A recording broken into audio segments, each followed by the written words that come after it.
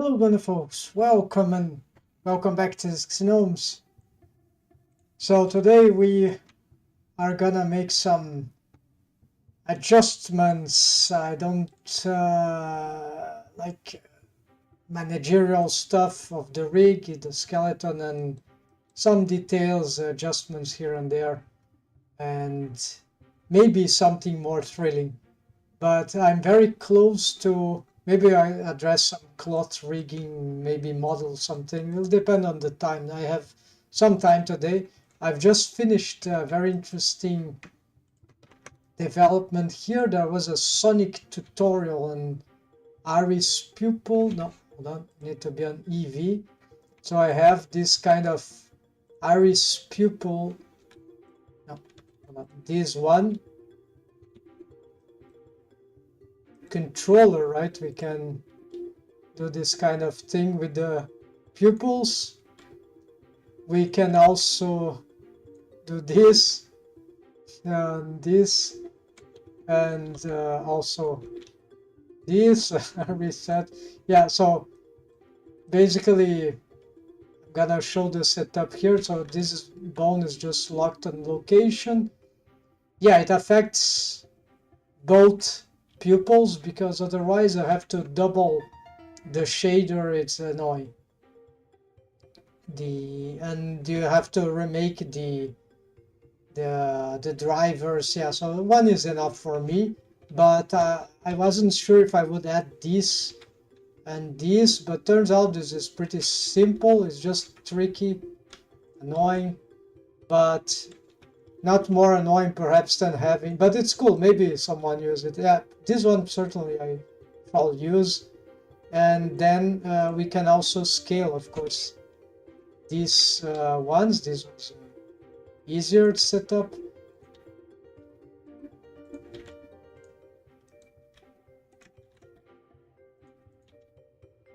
And this one is so this is, there's a tutorial about this, something about Sonic eye cartoon shade or something like that. But my setup is slightly different. It's an old tutorial, by the way, so let's just show how that works.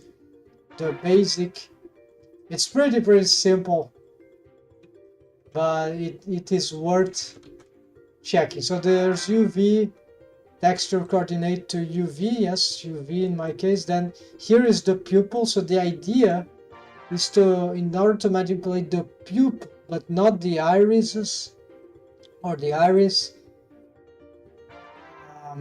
we need to separate them. So actually two mapping, because so in this way the mapping of the pupil will not affect the mapping of the iris. In this case, the eye coins is not the eye entirely with the sclera, so the sclera is already divided, so I don't need to make color ramp or some separation here for the sclera, but still have to do pupils and iris separation. Otherwise, you can have all them set in the same color ramp. It's way more economical, but it's not so versatile.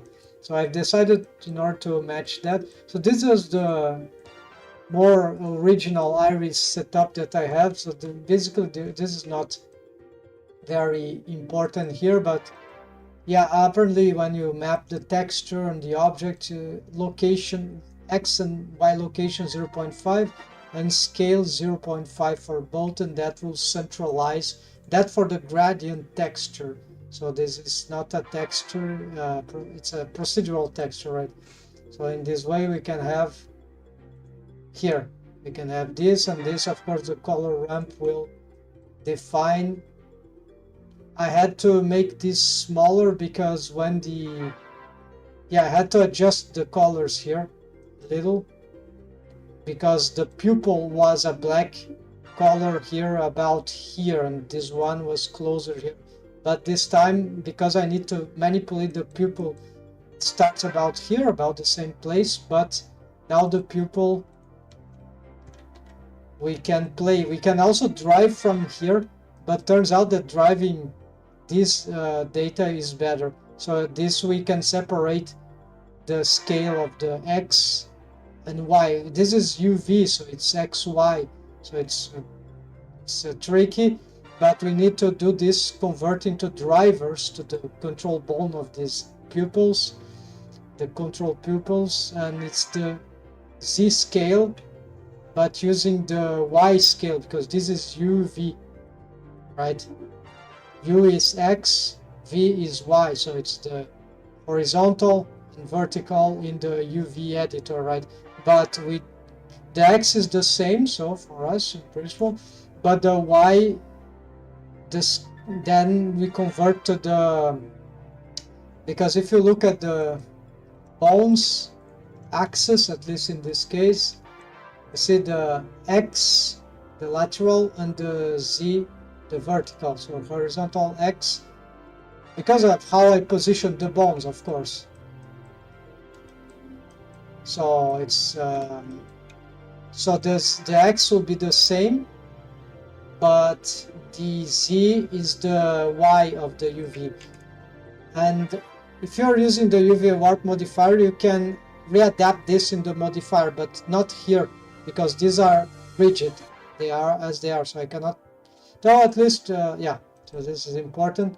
So here we don't touch, is 1 is the default, and here is default also. So in this way you can simplify this mapping, and do the same mapping here, so it's just that these are not driven. Otherwise I would be affecting the both of them, which we don't want. I truly want to just deform the pupil, so not deform this stuff. It would be interesting to see what it does, but let's see what it does. So essentially, this doesn't look very... Already, I don't know what...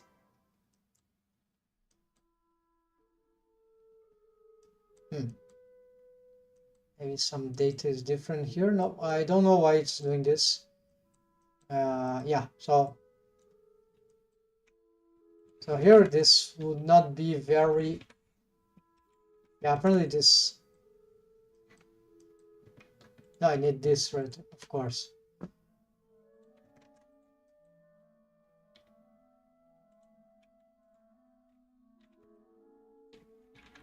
Yeah, the pupil, yeah, don't seem to be working for some reason.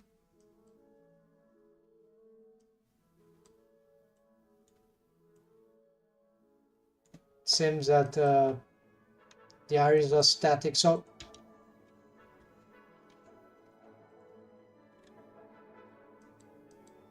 okay, so let's ignore that because I don't have time to show it. So here we, because I want a map for roughness and transmission, try to do the inversion here, but so in this way we can have, so this is the map, so it's like I want to start not with white, so it needs to be different than this, the pupil definition, also linear instead of constant, so I can have a small amount of smoothness in the,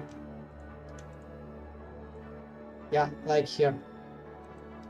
Okay, but this is the map, but it's using the same mapping, so it is driven. So the roughness, so if the pupil grows, then the mapping also changes. So if I driven here, this one, which can drive this, it depends on which we select, right? Then it's not driven anymore. The drive depends on which you have selected. Very curious setting. So you drive this value. The problem is that if I had driven from here, then I would have to create another driver here. While the mapping, more than that, I have this division. I can also drive the rotation and other stuff, but then I can apply the same mapping for both, so they move in sync. And this is just a duplicate of this, the pupils. And yeah, so that means that the roughness of the pupil is 0, so it's the maximum. And when this pupil changes, not from here, but from this scale, then in principle, that will be, yeah, because it's carrying the color, right? So I think the color is affected by this. So whatever is becomes the color, the area of the color, then it will intake this transmission and this roughness. So I want the iris also to have some amount of both, so this is why this gray tone. And the black is full, is 0, so I don't like this organization, but roughness, well, this is like a mirror thing, right? I don't like these names. It's garbage. Like, okay, anyway, so here is this thing. And then once we got the pupil, then we mix. I don't know why I have the mix here, but mix in the black. So this was from that tutorial I got that idea. Otherwise, I don't know how I would have solved that. But there are many ways to do this, and I find that this setup is better. Not better, is different. Anyway, so here, this is just a mapping gradient. This is radial, so I was trying to make. I think we can mathematize this with nodes, but I don't know how to do. So I just had to. I tried with scene and stuff like that, but I don't know if the math come from here. I tried a few stuff, but so I had to do manually this tricky thing. It's very difficult to do manually, but it works. And then we can make many patterns like that. It's interesting. This is so here is just to make it brighter, I guess. And then we combine this with this, right? A mix color, multiply actually. This could be different. We can achieve interesting setups from here, like for example.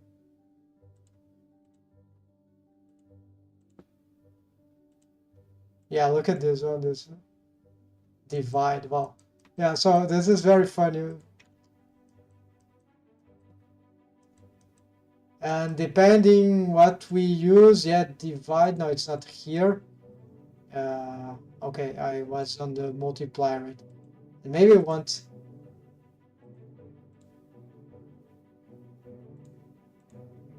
Overlay, okay, let's get the overlay. This will be color burn, light burning the stuff, so I don't like. Soft light, add overlay and soft light. Overlay, okay. So,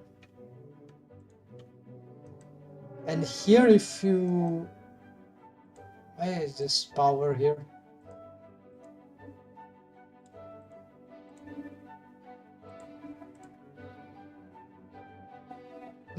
Yeah, this is interesting, right? So anyways.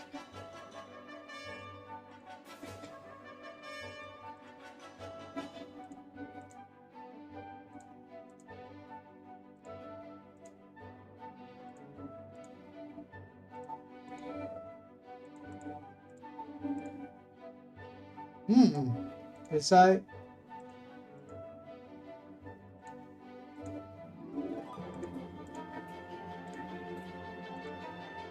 look at that one.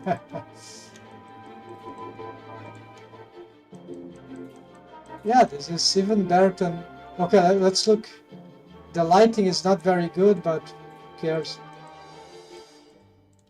And there's a value also. Yeah, there we go. Wait, that means that.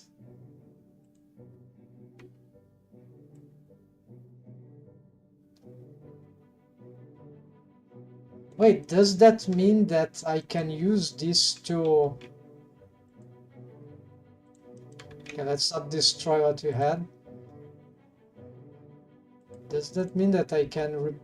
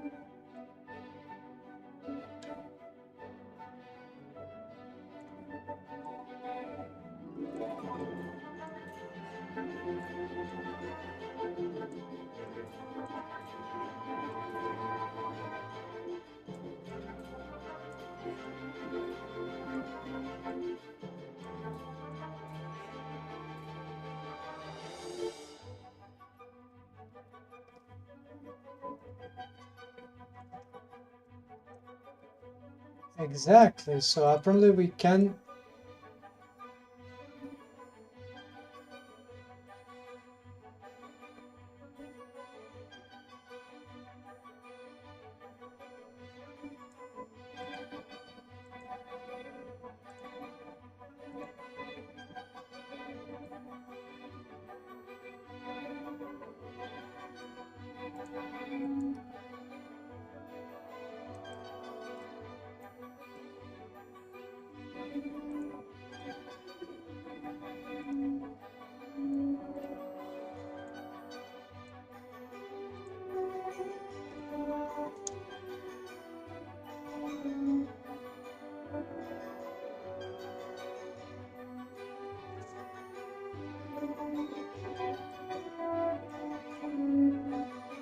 Okay, this is nice, but it's a bit too dark. Ah, here you see what it's doing. Okay.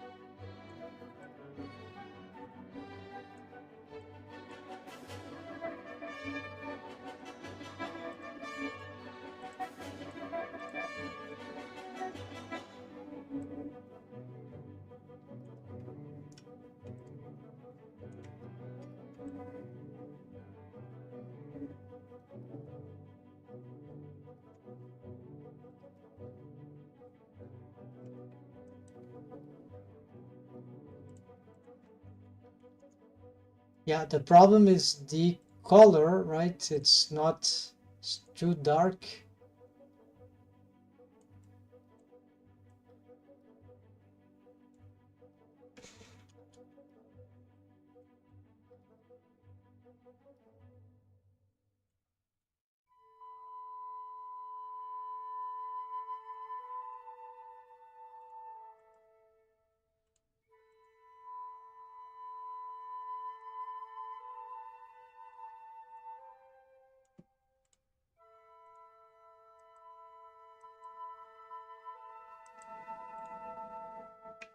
Maybe I need to.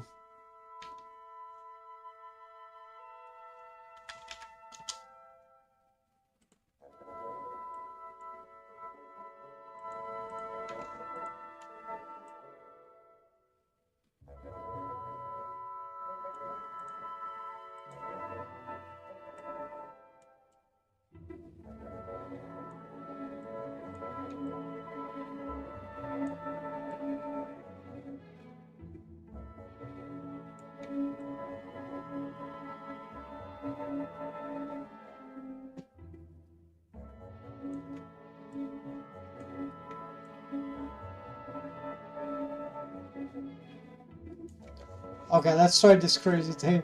And then we mix, we got this. Yeah, the problem is a bit too regular, right? So, and here it seems to be a bit too dark also. So, I don't know, it's interesting. Maybe we keep this for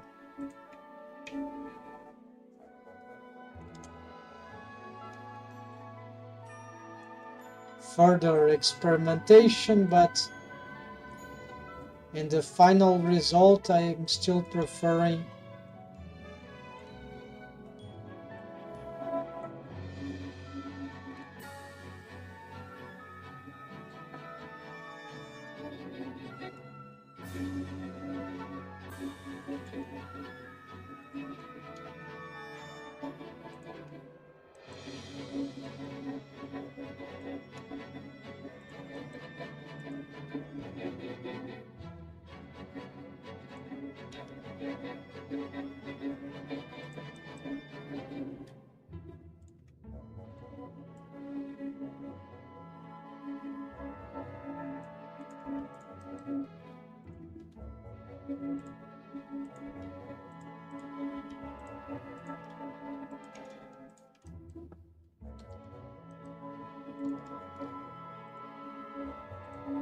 I remember it was power, right?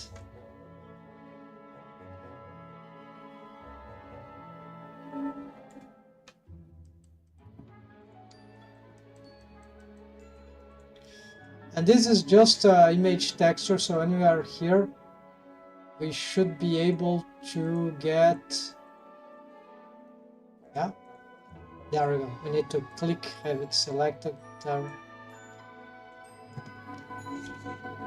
When we are using Workbench, Render Engine, or looking at the solid viewport shading, we can still look at the eyes, right?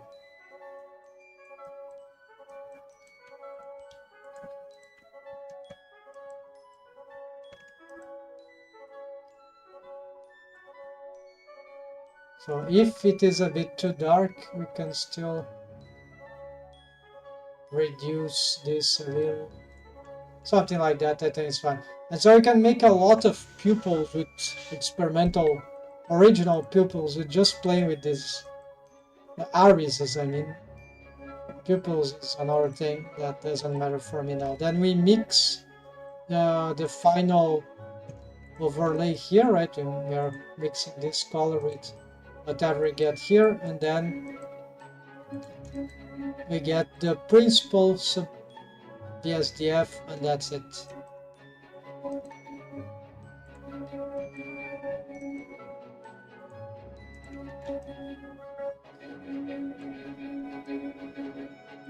Yeah, and it's a bit more vivid, maybe a bit too exaggerated, I don't know, but this is a fake lighting. It's using this kind of stuff that it's not stylized, and then there will be, I think it's working, it's better than before in certain, it's more shiny, more vivid, lively, yeah, it's better. So now I need to see what to approach beyond this iris pupil here. So there are a lot of things about the clothing. Let's see this high heel stand setup. Verified boots weight, revised boots shaped kids know of how it works. Okay, so this is very, very confusing, but now I have a bit more focus to solve this. My rig here is with the Nike bone constraint for the foot roll. There are some tutorials that handle that. Basically, this is the Nike target leverage ankle, but this is not for the leg, folks. This is for the... So basically there's a pinning joint here of the toes. And there is a Nike... Wait. Where is the structure? It can't have disappeared. How this rig is working if I can't see the bones?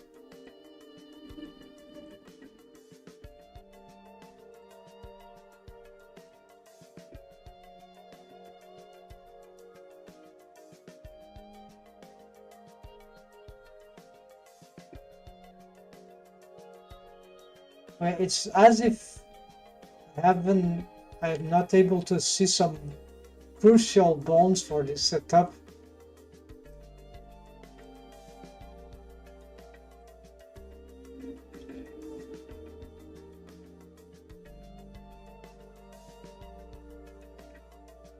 There should be a bone here with...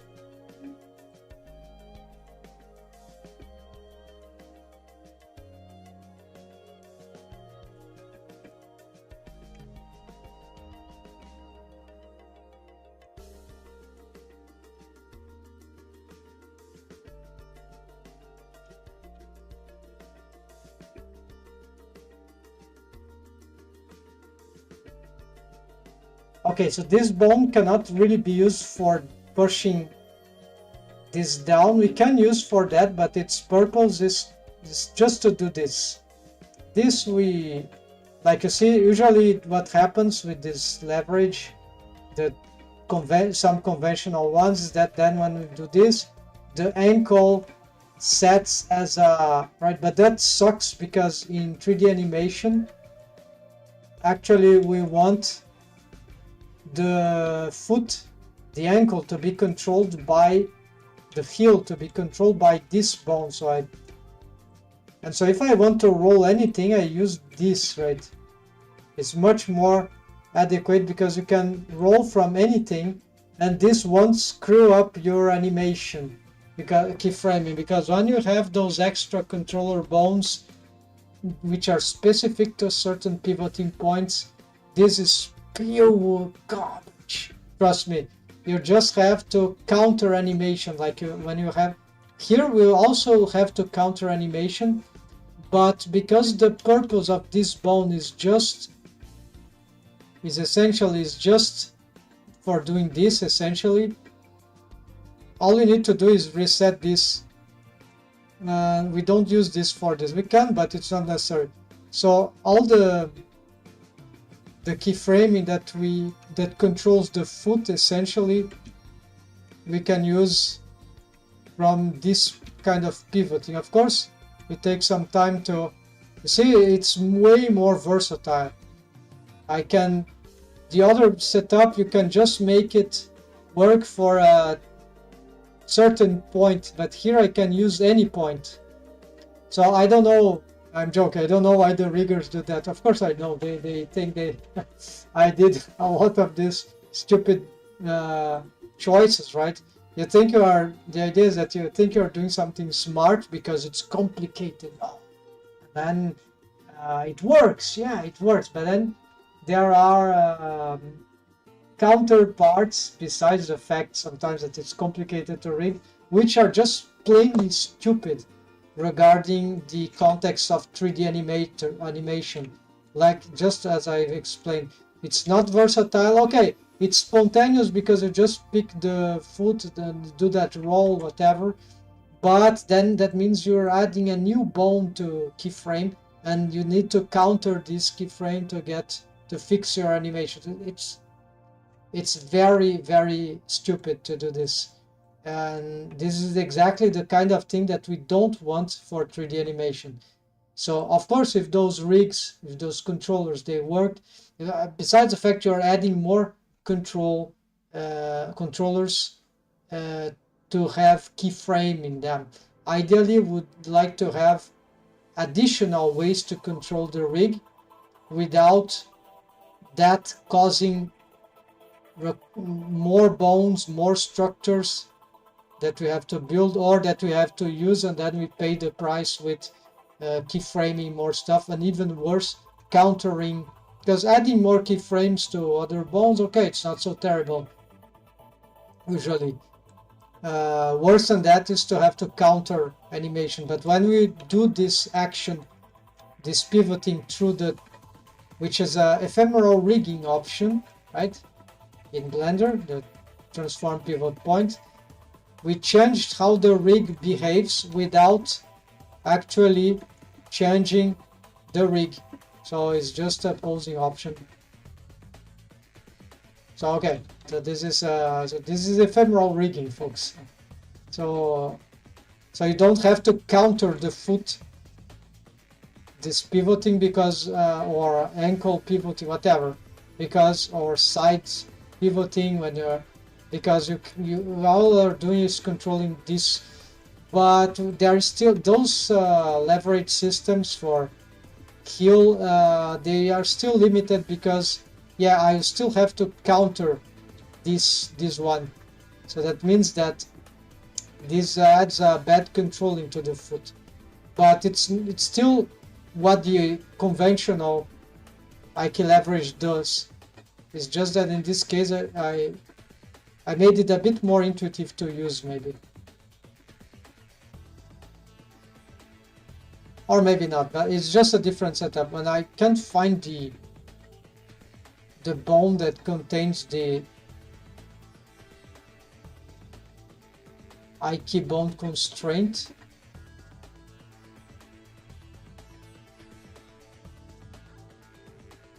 But this is an key target.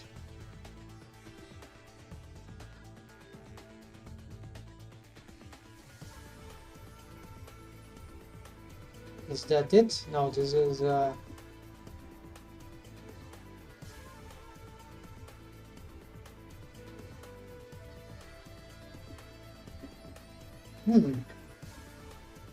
Pintos. Oh, maybe there is not an I key. Maybe I removed the I key because it's not what is not necessary. Yeah, possibly. Possibly, but that is weird. How this would be able then to control this system of the leg, which has a other I key target stuff. Mysterious, yeah, very, very weird. The bones are just not here. There be at least 2 bones, like something like this, in an I key chain.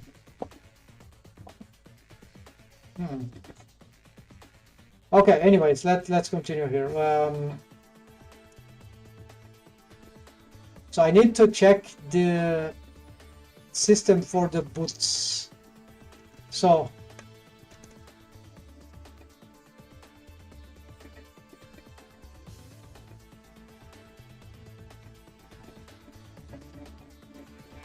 too many bones here, of course. We want to just look at the control bones here.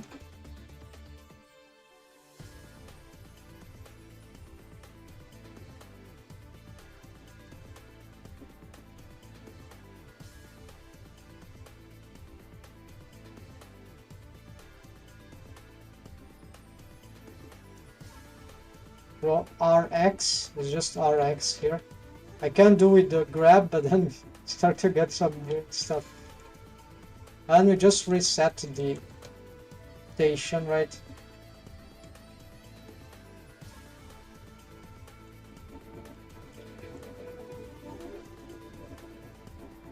Actually, it is a change on the position, but which we achieved through rotation. Okay, the fit stance is this one. So this is what matters here for the rig of the boots, is that essentially, you know, that this setup doesn't require to have a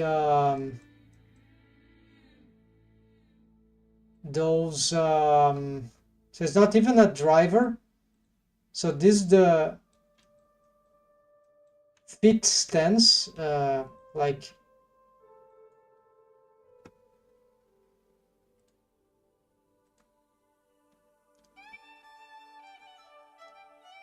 this is the rest position currently for the characters, like that, right? As you can see. But then there is a instant event. This is how we make an instant event with transformation bone constraint. The fit stance, this defines, so this is defines actually the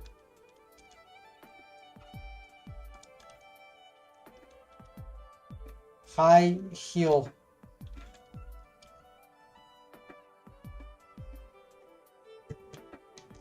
Yeah, now let's not change this because there's some of this everywhere.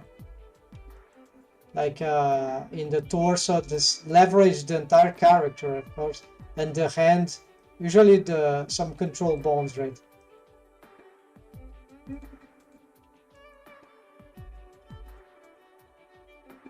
So here is just for this, and this is what we need to, in principle, to adapt the boots, right?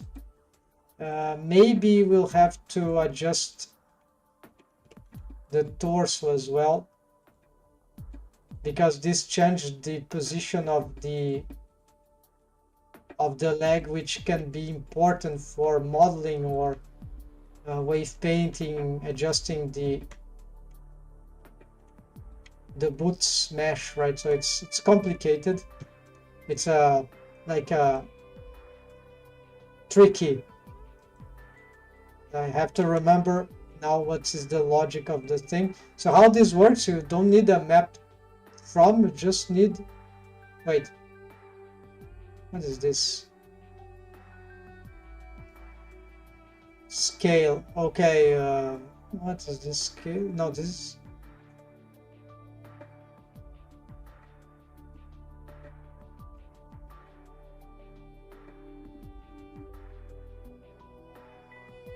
what scale has to do with this? Oh yeah, because I'm not using any scale here, so maybe it's a mistake here. It doesn't matter. What matters is that something happens and then we get the, based on the y, so the minimum gets immediately, so the minimum usually is a negative value, but the minimum gets 002 and the z axis of this bone, which starts, yeah, it starts here. So its y-axis will, this location, right? It will move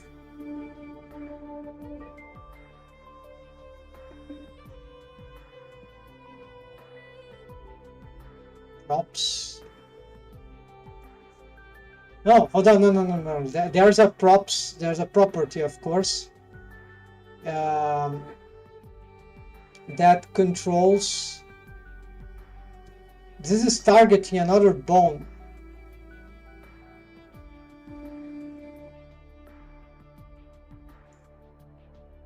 Oh yeah, of course, because actually, what I'm doing, I totally forgot. So essentially, there is the map from is from a properties bone, which is located here, and this bone we can scale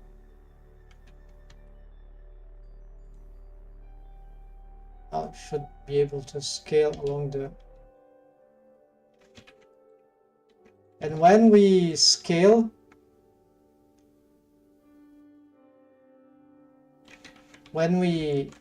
up everything that is related to, I totally forgot this feature that I've made. Okay, it's very cool. So you see, I can adjust all the character, this transformation stuff here, thanks to, I think this one also has, this one doesn't need because the torso does that. Yeah, so that means that if I want to rig something here, it's better that I leave this on pose mode like this. So we got,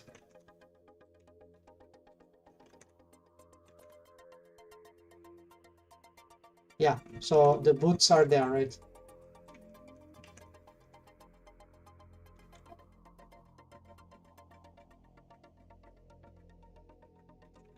Anyway, so what does here is the y-axis move its minimum, and the z-axis minimum, let's see. Okay, this is clear. This goes up, and the y, oh yeah, it does something like this. That's it.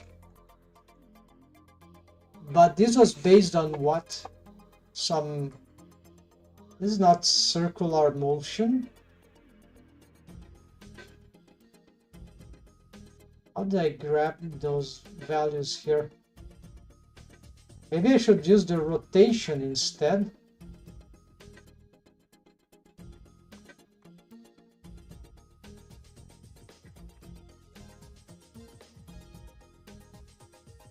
So you see, now I'm using, okay, let's try rotation of the X.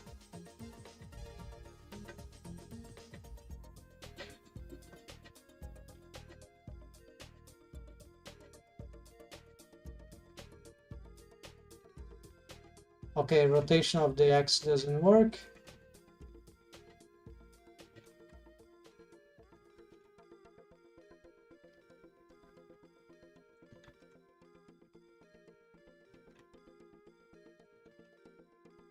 Yeah, the bone seems to be locked from those rotations, right? So, yeah.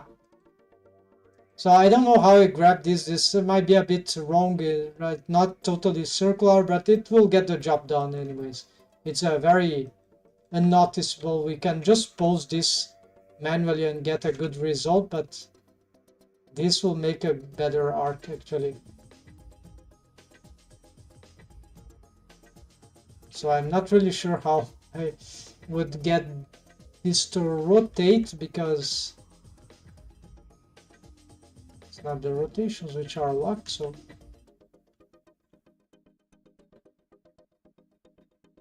oh yeah, this is not changing the location, because the location of the bone is here. The bone is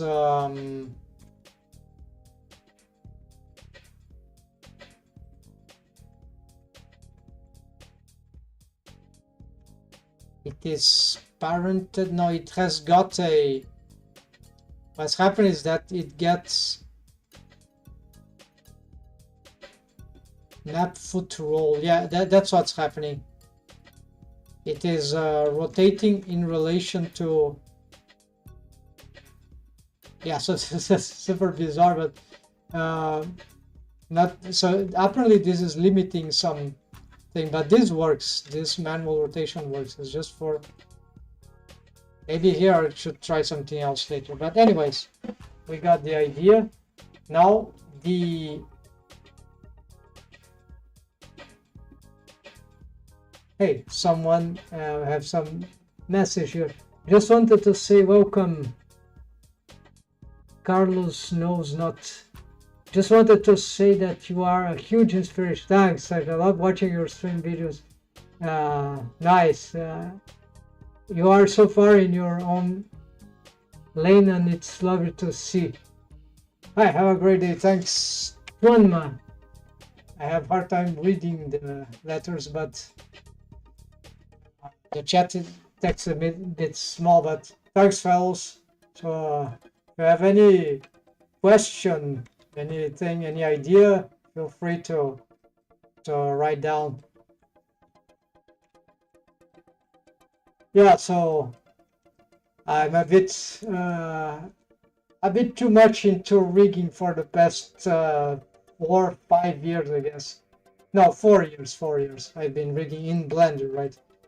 Before that, I just knew more about animation, right? But not so much 3D software.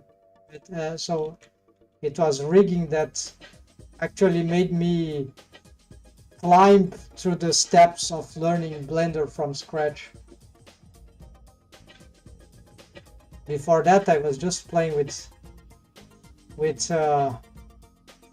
Blender, with modeling, low poly and stuff like that, knowing totally noobishly for like almost a decade. It was just like in my spare time I did some, tried to make some character designs without even notion of mesh topology.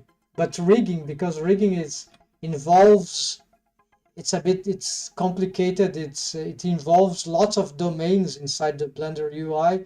Then when you start, for me it was very good because I was interested.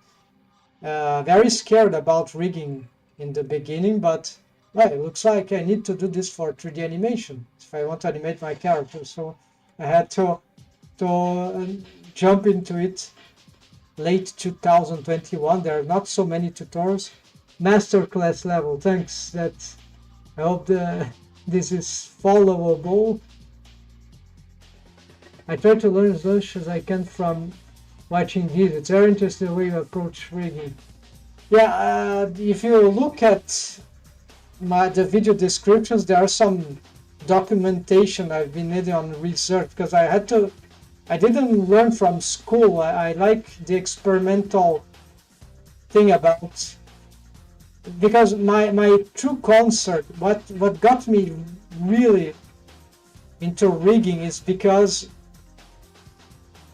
I've realized that in order to make character design properly, they have to move. And then you have to, I was passionate about making character design, adaptation from 2D characters to 3D, right? And then on a style that I draw for more than a decade, something like this, right? And then in order to adapt this to, I don't say very well here, but in order to adapt this character design to 3D, so it's super hard, right? And here you don't, it's not very useful, this.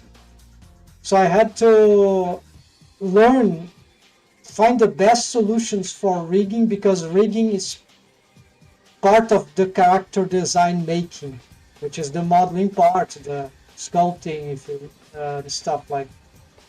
And so that's why I could never avoid, because it's the character design thing, right? So there's a book on rigging in Blender for games. It's from some guy named Alash, a Turkish name.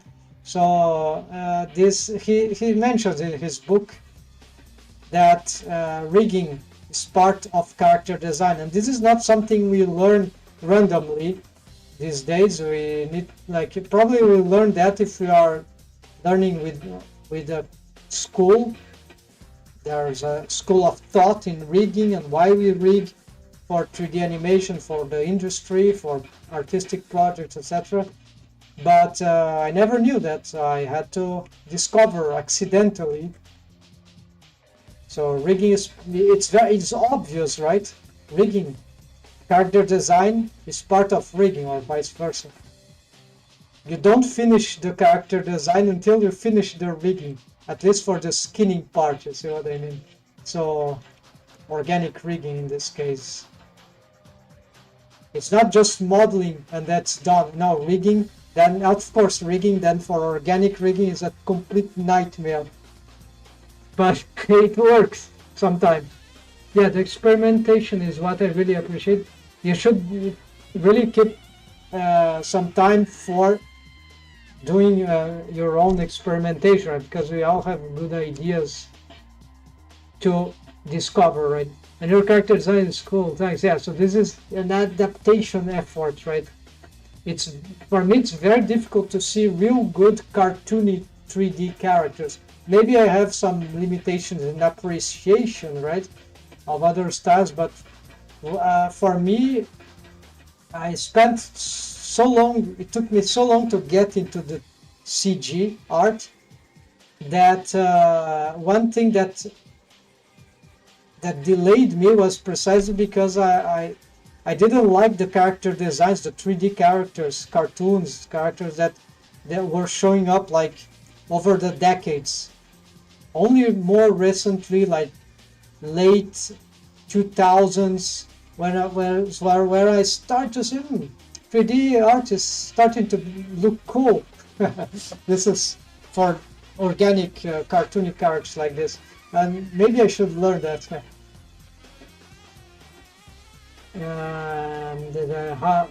How they work together, I really thought about it. I never really thought about it. Yes, so I think you mentioned the thing about character design, right? So this is why it takes so long, because if you really are keen with the character design, or like maybe a bit of perfectionism is not bad, right? But not like me. I exaggerate a little, but the fact is that it's good to be doing the process over and over again, complete small projects, right? And then you start to learn in advance new features that you need to implement. So my strategy here is to complete this. I'm cleaning up stuff here, and this list was super big, and so I was cleaning this over a lot of time. Now I have a lot of notes about this, and essentially there's not too much else here to do. And some things are bonus, because like I need to finish this thing for the one project that I'm making for 3D animation, and there are things that, okay, let's skip those things. Maybe when I have more time, I need to start out, right? So the other parts of the production, right? So some things might not be end up being perfect here, but then we can perfect them over time. So I'm going just for the real necessary stuff. Okay, high heel stand setup. So this is a slightly was started as an experimental stuff, right? Other riggers do this. Other prefer to rig the foot, the shoes, the boots, high heel boots, that are directly in the character. And I don't like this. I prefer something more versatile, because who knows, right? So there are some content about that, but there are various ways to do this. And so let's continue here. Verify boots waves, yes. Revise boot shape keys, take note. Okay, so let's recover here. So, and to get rid of this problem finally of the boots, and get a notion of how really. Okay, let's get this scaling here, right? Then basically the boots, these particular ones, so they are like this in their rest position apparently, but more than that, there's a shape key here. So actually this is the boots. So this is another experimental method. It used well, it's a corrective high heel boots shape key, and what it will do, it will distort the boots. So this is the rest position of the boots, but it is not matching the yeah. So what's happening? Indeed, it's matching, or it should be matching, the high heel stance. That means that these boots must adapt to this without. That's interesting, right? So I need to, let's try this. Okay, I'm gonna save here. So here we have the character with the high heel boot stance.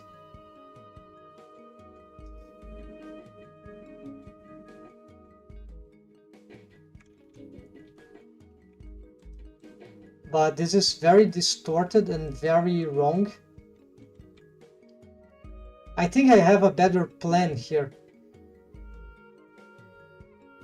Usually what I was doing without the shape key was that I would rig the boot flat feet, just like this.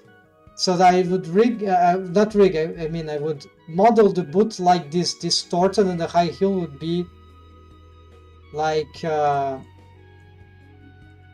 here. But then I decided that maybe we can make a shape key about that, right?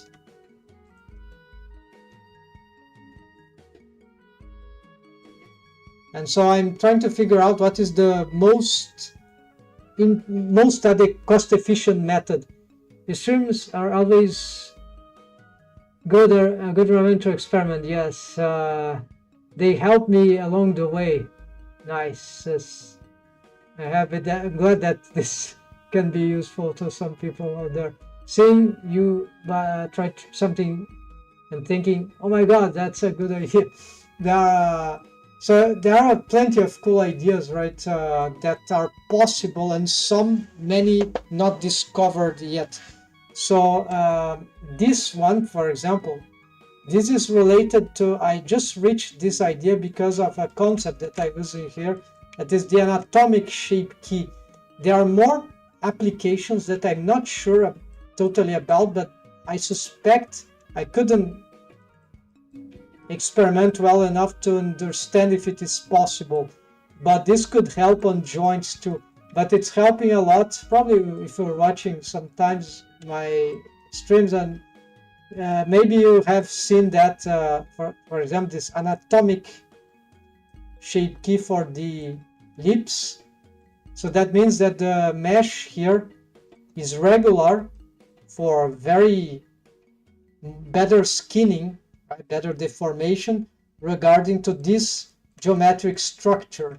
Very regular geometry makes the skinning not go nuts very quickly as we deform them. And so the shape key bypasses the skinning algorithm. The shape key is not calculated. The skinning algorithm calculates this mesh, not this mesh. So this first we deform with the bones, we transform the bones and we pose, and then this comes after. So these shapes, they are not very regular, they are very organic. They don't interfere with the skinning calculations, and this makes that, so this is super interesting. And we can also, I found out that maybe we can apply this to the eyelashes. There are bad consequences to this too, but for now there's also this. And for the joints I was not able to, because you can have like a regular geometry for a joint, but regular geometry for a joint is not necessarily something that will help. But we can have other geometries for the joint, and arrangement of the mesh on the joints, and they got corrected by, so this is a constant shape key. So it's something, I have an intuition that this still can be revolutionary for joint skinnings, but I wasn't able to figure out a way to employ this properly. So here in this case, let's make a backup here. Yeah. So,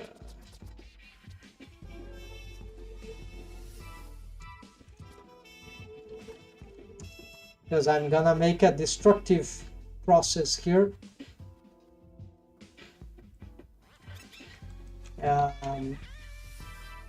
This will be better maybe.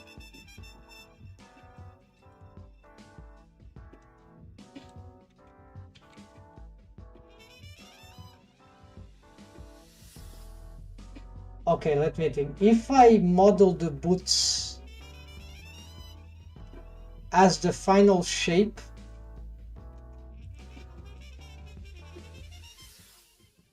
of the high heel positioning, that will make a good regular model for the boots. The problem is that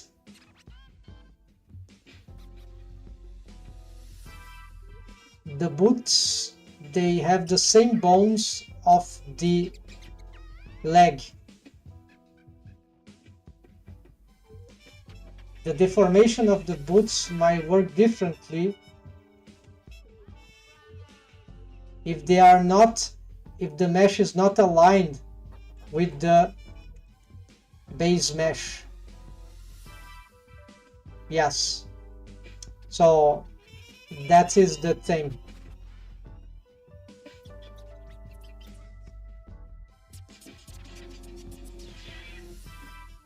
So here we have a distorted boots as the base mesh, because it's like flattening, and I'm trying to flatten this geometry to make it more regular by default.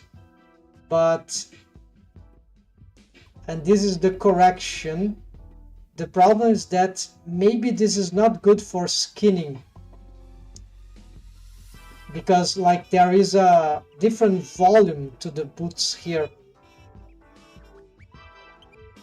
Yeah, so I think it's bad idea actually.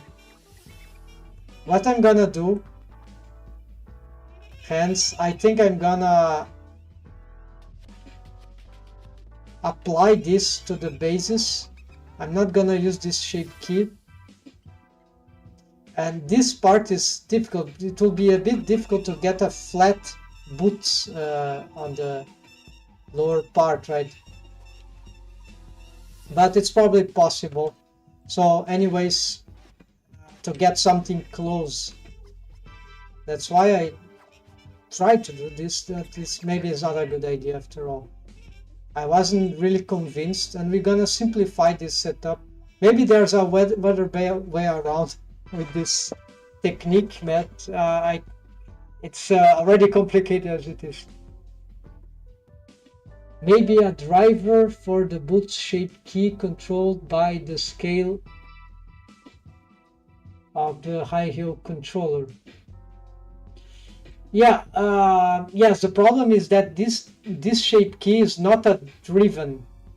This is not a dynamic shape key that gets driven.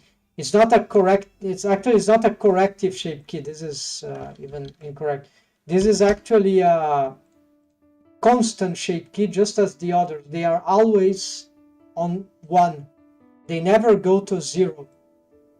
So they are this thing, because one shape is incorrect for the character design and the other is correct.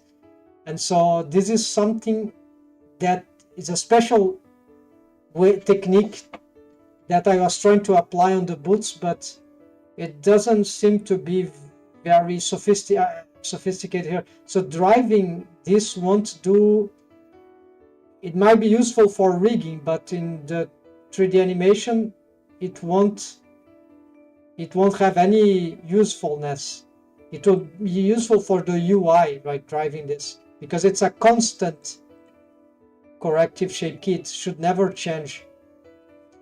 Yeah, okay, yeah. So this adds some confusion to the thing, but yeah, I think there is no value for me to keep this shape key, because I want this, thinking very theoretically, I want the real volume of the boots on the rest position, which is this, the basis, right? So and currently the rest position is yeah, it's flat, but this is not the volume of the, so maybe this is generating some mysterious artifacts of volume during posing. So maybe I have some squashing, weird squashing. So let's, yeah, at some point maybe I should find a way to an elegant solution for this system that works decomplication, right? So I'm gonna decomplicate this.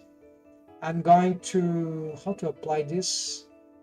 It's we get the basis, then we're gonna go on edit mode, then we're gonna mesh, vertex, select all, blend from shape, take the high heel boots, and now we take this off. Yeah, so we're gonna say goodbye to this, because this is an application that didn't end up very very nice. So what I need to do here is go back to the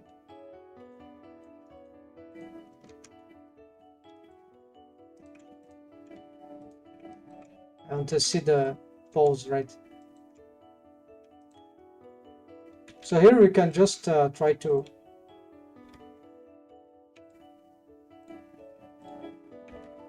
make some modifications. I need to try to imagine how the boots would be.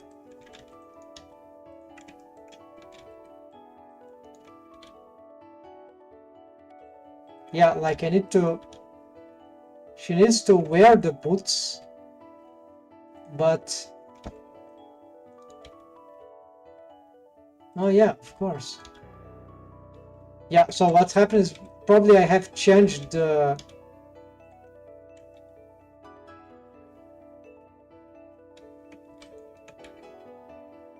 oh yeah, this one won't change, right?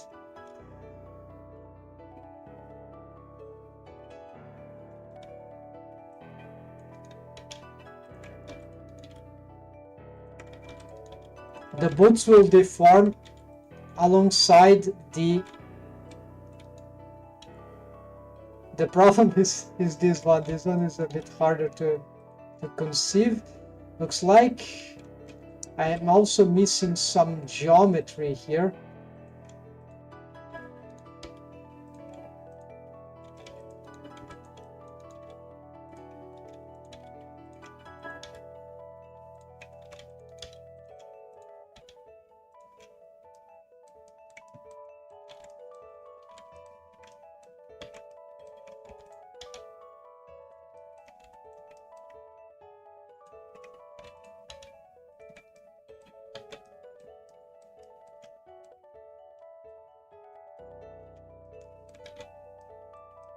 So I'm a bit limited here. Maybe why not making another,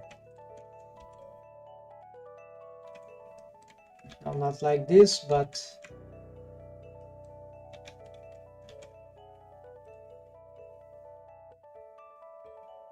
slow poly. Maybe this gives some better shape. Yeah, it's not bad, right?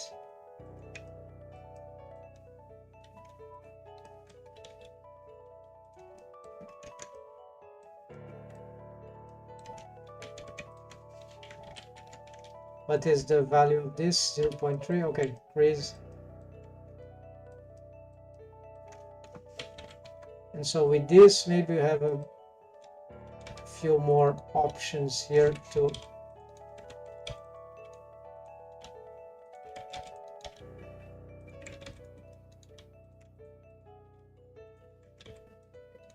validate this thing. So let's see.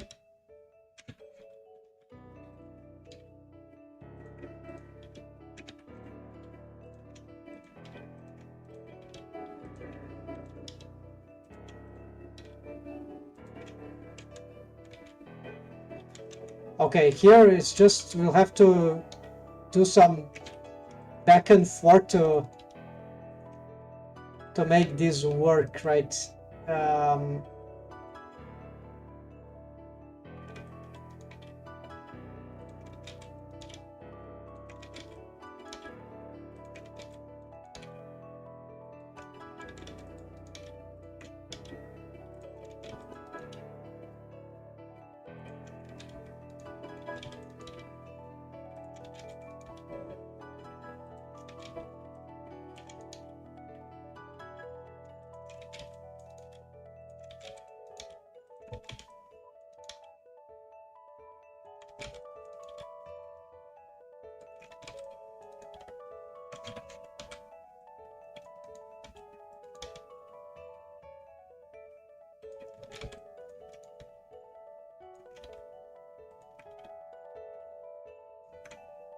It's a bizarre because you need to.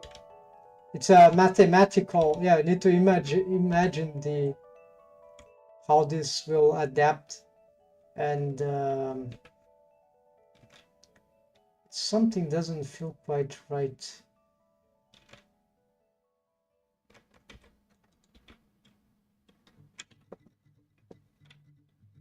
Okay, let's try anyway. So here we got the boots. We have the shape key. We can remove this entirely, and now I tend to cheat with not using a body mesh where clothes are. Yes, this is very good. So instead of body and clothing, I just do one or the other. Rigging with both is super impressive. Ah, yeah, I see. The thing is that we have to know some tricks of the UI, right? Like the modes. It's very at some point it becomes a bit automatic. Some things are very daunting still. Like they're sometimes it's so many things that you need to do think about simultaneous that no, I don't want to do this thing anymore. Like this technique, this method, I don't want to employ it because it's too weird. And indeed, there are methods which are horrible. and in terms of their workflow, right? And it never gets better. So sometimes it's good to find to which things we think that we can adapt, we're most likely to adapt. Because if you start using whichever technique around, then just because it exists, no, maybe it doesn't fit. It's good to know the technique, maybe it's good even to practice it, but sometimes there are techniques that probably we should not be using because they are just on our own words, because they are just creepy. And certainly I've used, and maybe I still use, some creepy technique, but my project is also to try to make the elegant rig, the elegant solutions to things. That means that as simple as it can with be achieved, but with effective results, good results. And so this is like a minimalist thing, but rigging is very hard to be minimalist, right? So there's a research in this thing of elegance. This is why I took off that shape key, because it doesn't seem to be working. Well, I wasn't satisfied with this. Let's get this thing back. The armature modifier for the boots. And now if we use the X-ray,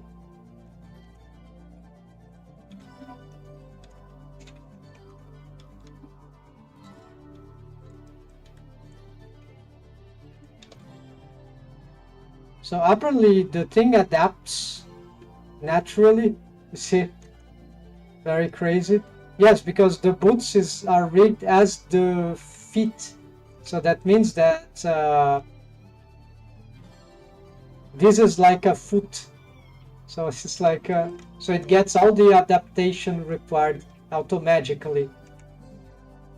But what is not automatically is this thing that now I don't really control these faces here. I need to, so maybe for here we could try, first of all, so the boot seems a bit gigantic, right?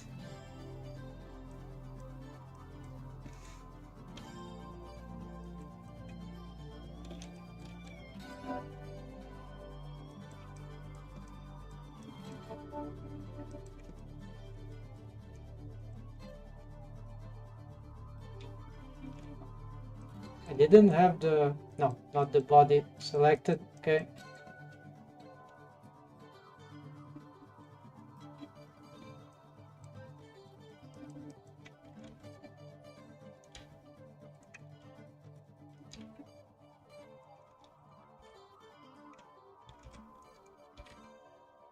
So here maybe, yeah, a good vision here.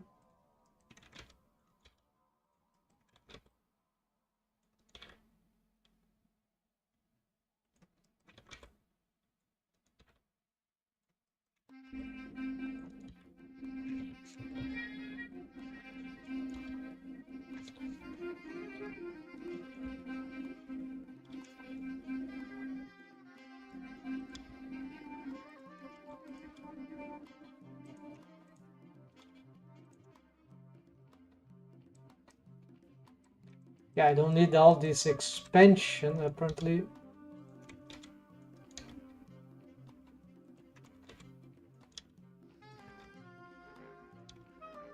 I'm not sure, maybe it will cause some bad results, but can always readjust in details later. Okay, no, it looks, yeah, looks better. Now let's make a few more adjustments.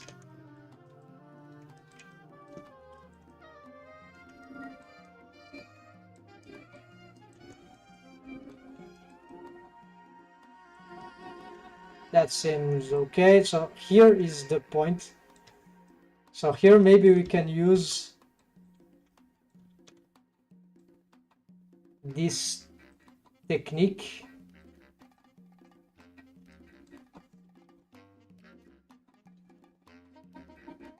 So we're gonna edit the mesh while looking at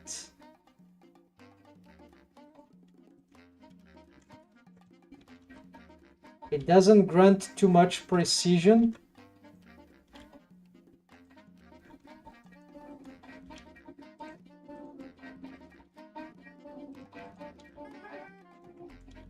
Because I think we cannot, for example, yeah, you see the 3D cursor getting crazy.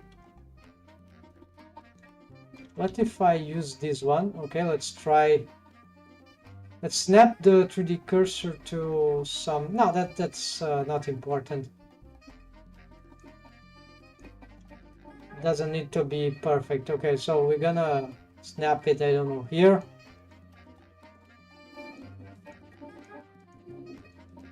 Let's see what happens here. SZ0, SZ1, no.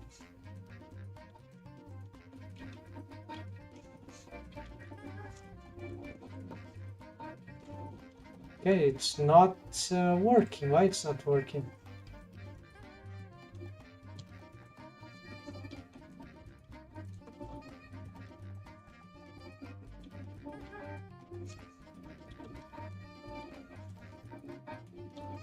Okay, I don't know. It doesn't recognize the operator. Maybe it's a bug in the... So I can't really, don't seem to be able to use this. We're gonna just try to manually get a good...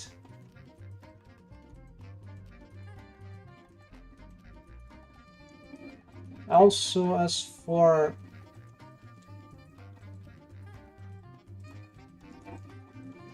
these things, do they get their edge creases 1? Yeah, so yeah, so that's essentially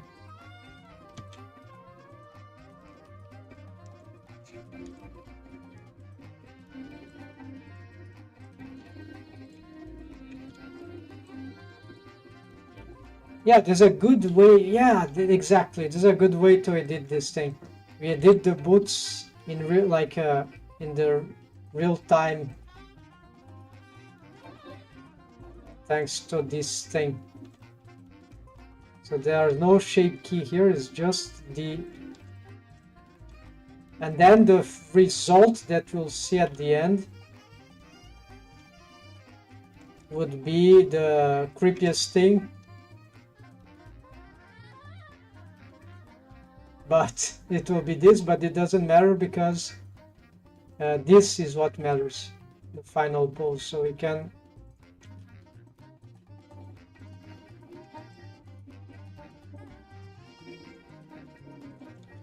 yeah, so here's one way to do it properly.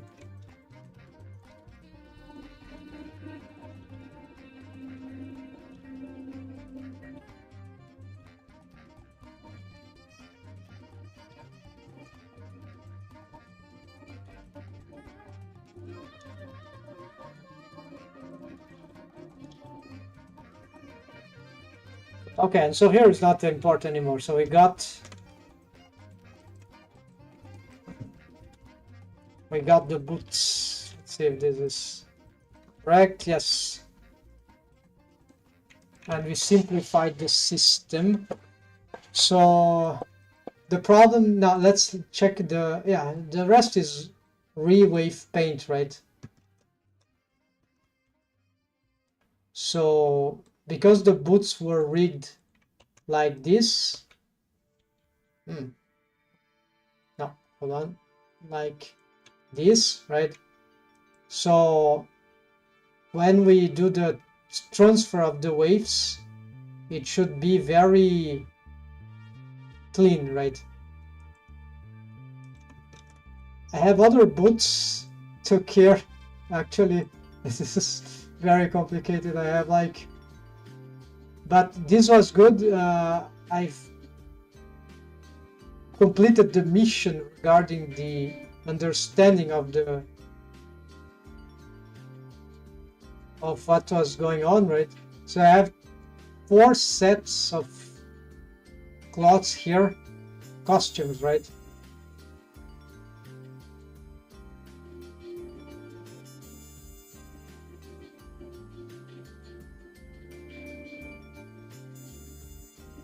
Where's the boots?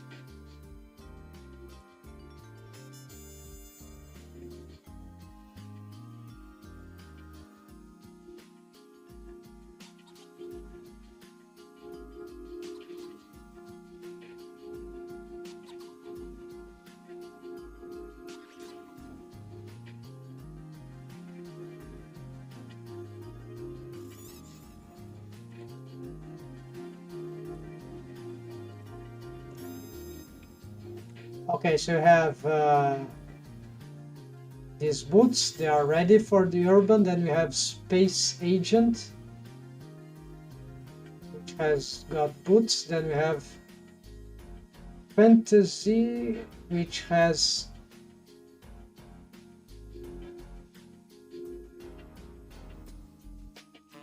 also got these boots here, okay. And then we have Space Marine, which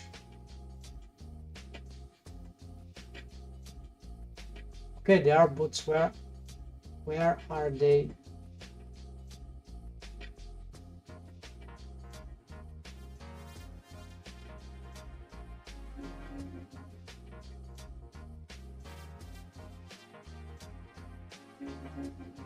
Ah, there we go, boots. Okay, so I need to get all these 3 remaining boots and sort of readapt them to this same method. So this is another horrible thing about wiki, is that or making stuff in CG in general, when you have to reuse. I can't deploy these changes. Like there's no AI for this, so I have to do manually these adjustments, right? So this is creepy, but yeah, it's at least I know the method is not too much, so it's a simple steps actually, but each of them. So maybe I just fix first the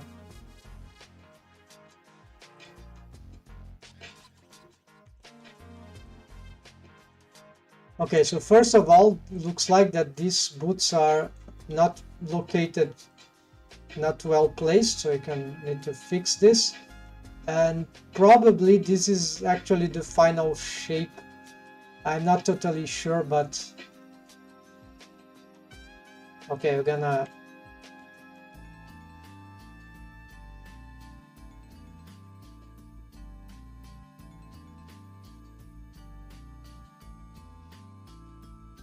yeah, probably this is the final shape, but I don't need to take it entirely for granted. I can just use this one. So we're gonna vertex blend from shape. No, it's locked.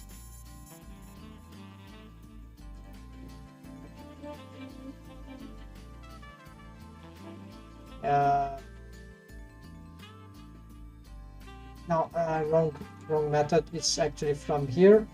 I want to intake these ones. That's it. On the value that was given, I guess.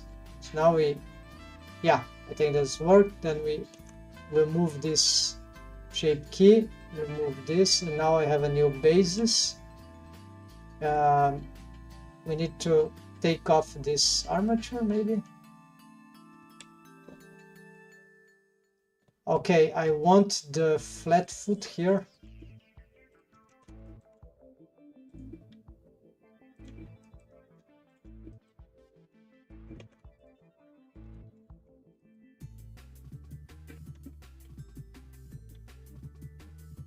I'm doing this blindly because I don't see the the whole character design, but whatever, we're gonna try to do, at least we are solving the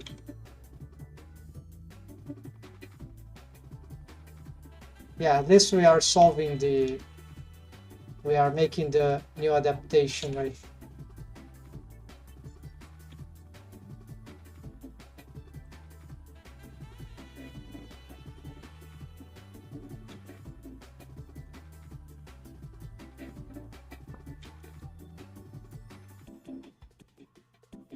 So I don't like this thing here.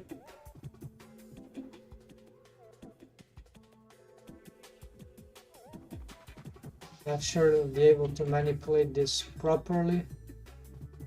Yeah, most likely this doesn't cause too much issues.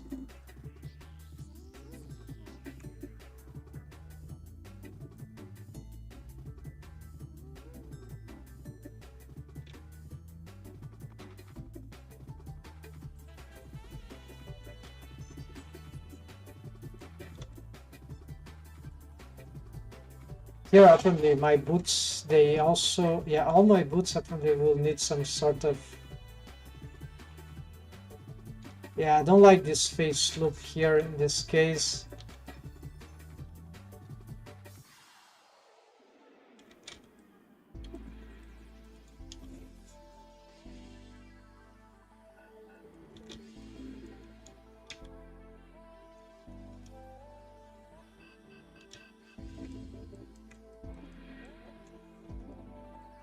The best thing here would be to use the check with the subdivision.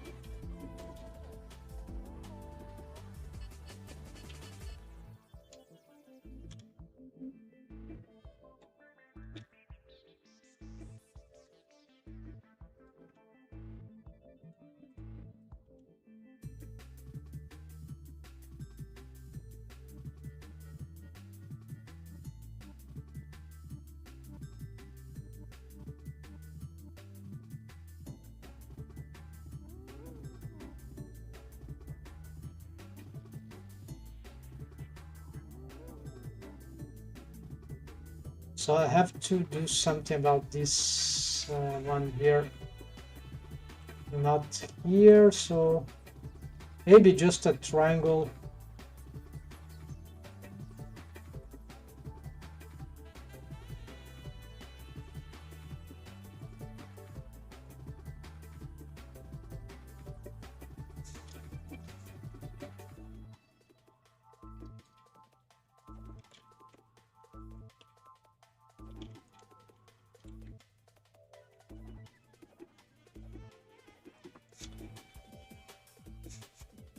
Let's see the message.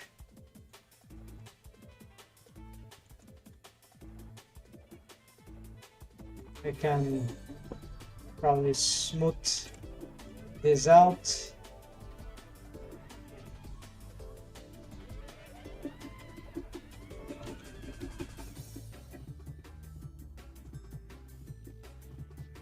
Scale down, smooth, okay, smooth more.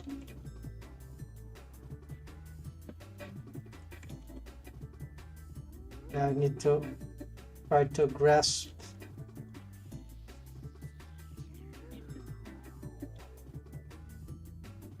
the base of the foot. Let's say message. Do you transfer weight from the legs to the boots? Yes, exactly. From the body mesh to the boots, like for any other clothing, right? And you can do all at once separately. With all the clothes selected, you transfer everything for at once. I don't remember right now, but I think it's doable. I thought you could only transfer weights to mesh with the exact same topology. Maybe I'm talking... No, what you're saying makes sense because it sounds very complicated how would software calculate that, but there are approximative methods, right? So it's you don't need the same topology actually, because the algorithm or whatever that calculates the wave transfer, depending on the method you use, it adapts with approximation. So it works something like that. For example, the waves of these boots, let's say they are something like, let's see, yeah, there are some old waves here because now I have more bones to, these are very old waves. So they're just 3 bones here, shin, toes, and foot. Yeah, it doesn't really matter the amount of vertices, the mesh density, but of course if you transfer, there could be loss of data, like it will propagate in ways that might not be interesting. It depends. You can do, you can transfer, any mesh can transfer, which any kind of topology can transfer waves, but it's a bit like the automatic waves where I think the software tries to calculate where the bones are in 3D space and where the mesh is, and then they try to transfer from the bone positioning and volume of the bone to, there's some scope, right, to the mesh, whichever the mesh is. But of course, so the transfer waves, the operator is, so anyways, hold on, I'm gonna demonstrate here. It's a very well-known technique. There are a lot of tutorials about this.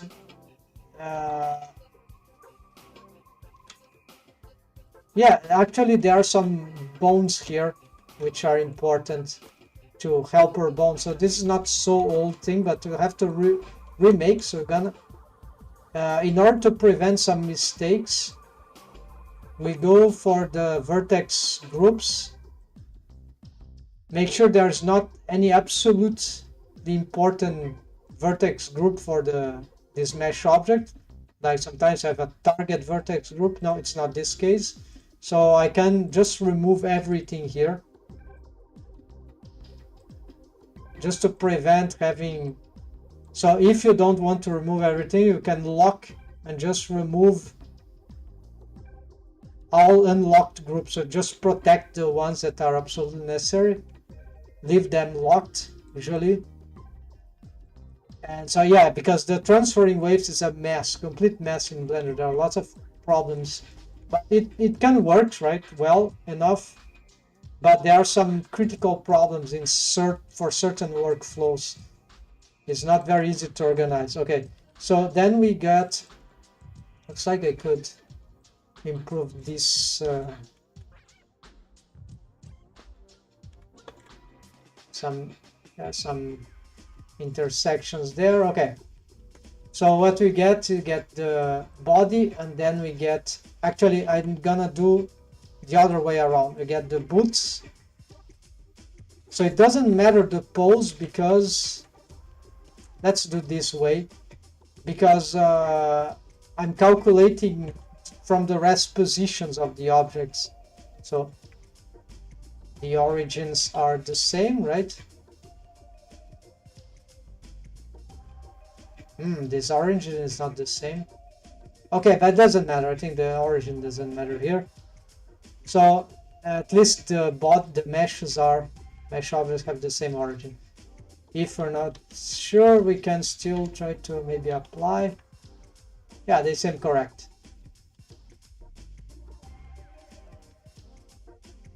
This rotation seems weird though.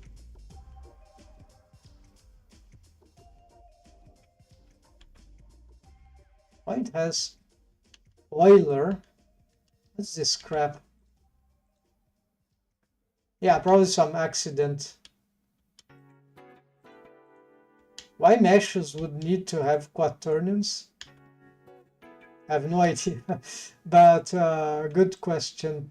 Anyways, we got here So shift, okay, select the boots, shift select here, object panel here, object menu, then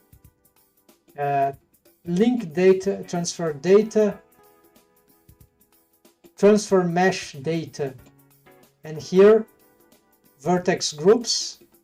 Then there's this the panel here, and so vertex groups, yes, all this usually is default. Create data nearest vertex groups. So for regular mesh, or for regular geometry, for regular cases, organic rigging, well, usually is nearest face interpolated is usually the best. Object transform, yeah, we want to keep this on. We want to get the data from the, it's complicated the name, but from the rest positions of the meshes, not from pose positions. And here source, so here you need to go up here, all layers, and by name as it is, and replace, yeah, replace everything, and then that's done. Click out, and now these boots have just been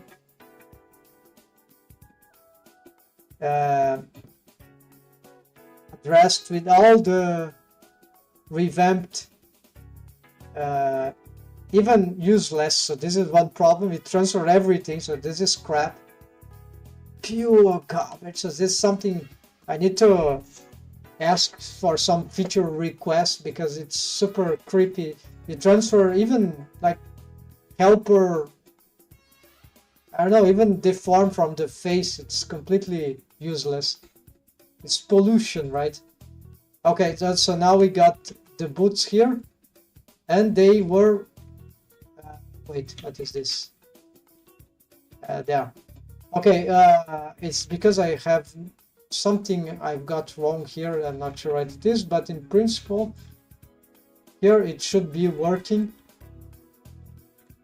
as we can see, right? Okay, so what happens here is that this part requires special attention, because it's a loose part, right? So it got, you see, it got some badly transferred stuff because of this extravagant vertices. They got probably waves from the foot, while it shouldn't have waves from the foot. So this is a typical on this kind of cloth rigging. So cloth rigging have their own issues. Do you transfer? Wait, I thought you could transfer. No way, that's sick. Yeah, so this is super useful, and it works very well for skin tight clothes to some extent. Of course, always pay attention to the method you use of transfer, because there are many. The worst is, I think, is the one that use the data transfer modifier, because it's super complicated. It's the same steps, but it's slightly different, but the concepts are exactly the same. The options usually are the same, are equivalent. Data transfer modifier, right? You have to apply. I hate this thing. It's so I prefer, but the order of the selection depends on the method. So that method is the body as the active element in the selection. And these other methods, like for example, it's body to the cloth. So the cloth is the active method. Then you have to, this is on wave paint mode. Then you need to do wave transfer waves, and then you get some those kind of panel here. But I prefer the object, so it has the active as the source of mesh objects. You need to be very careful, because you can totally ruin it. You can lose all your vertex groups on the original, right? If you do a wrong transfer. That's super dangerous, so you need to have some backup, of course, and make sure that you're doing the correct, in the correct order of selection, or at least that the active element is the correct one. And so here, okay, so I'm not gonna fix the waves of this garbage thing.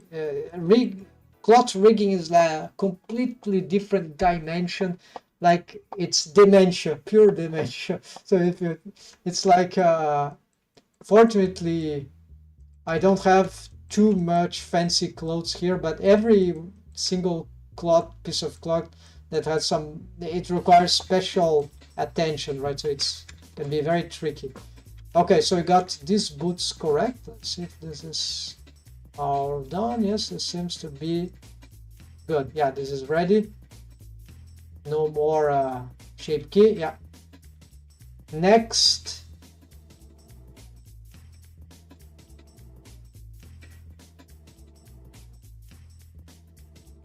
Space marine. So here, I'd love to have the boots like if you could have linked, partially linked mesh data, stuff like this. So you could reuse data while editing them, and they'll still be, so you could batch, make one change to something, it changes everything, right? You see what I mean? So this is something Blender is critically missing, in my opinion.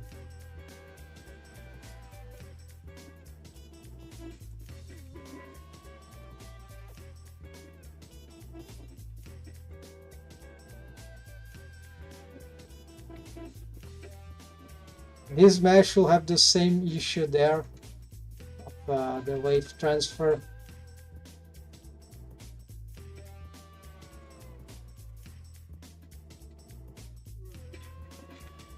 I don't know how to prevent that at the moment, so I'm just gonna transfer. The fix is not too complicated. It can get super complicated, but in principle, in this case, and if I remember properly, the fix is not too much complicated, so it's should be okay. It's supportable, survivable. And here I'm gonna do the same thing. So you see it's the same mesh apparently, right?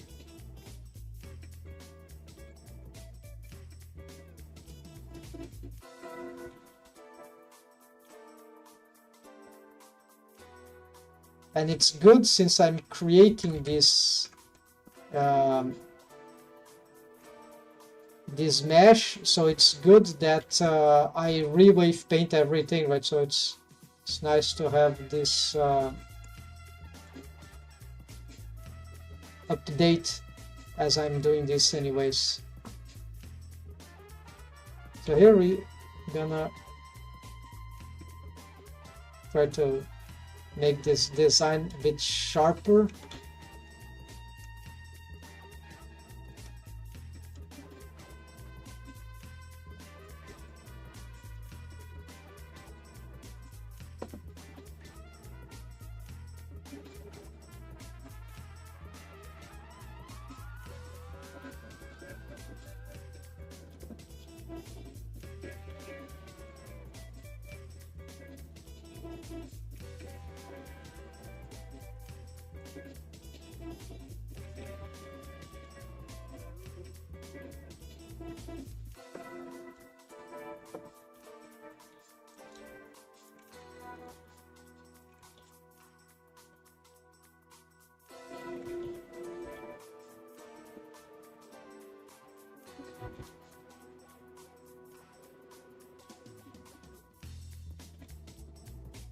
Yeah, a bit more space here, because this is an armor thing, so it should be bulkier.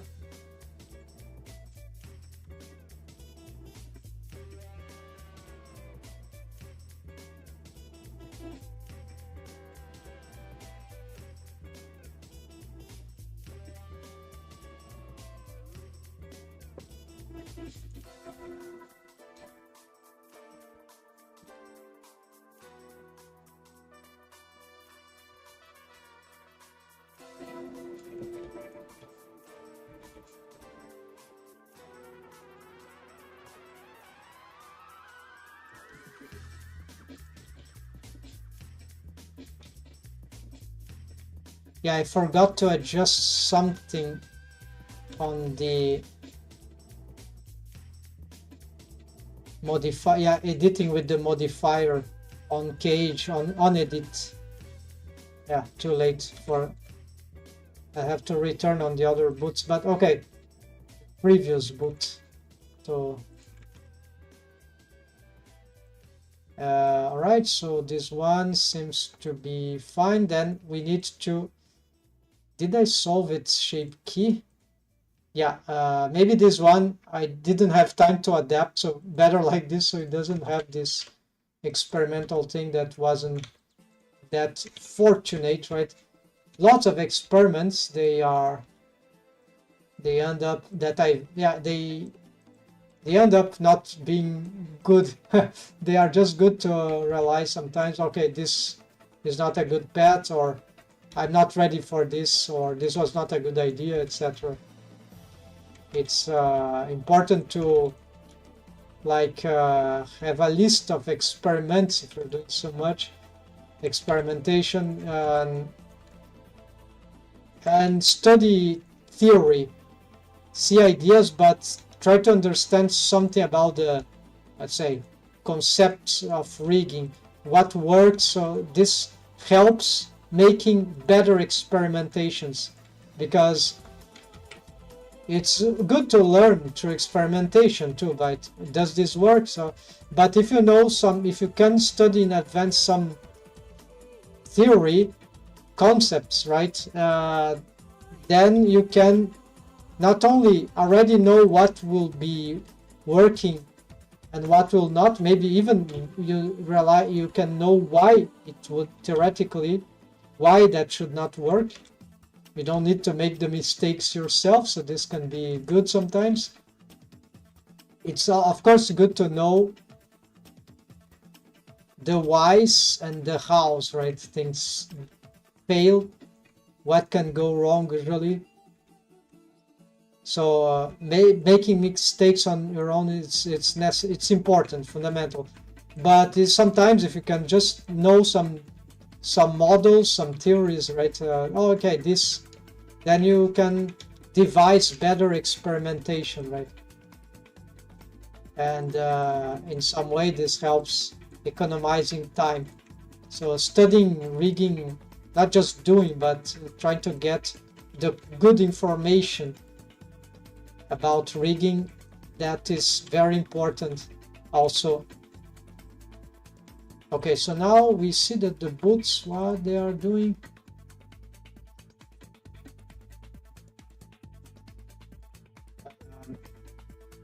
This subdivision doesn't look very good on these boots. Yeah, these boots, they sort of need way more edge crease maybe. So instead of this, let's add 0.2 for everything. Yeah, this is better. All right. But what's happening to the... Yeah, here we go. And since we are here, let's try to fix this.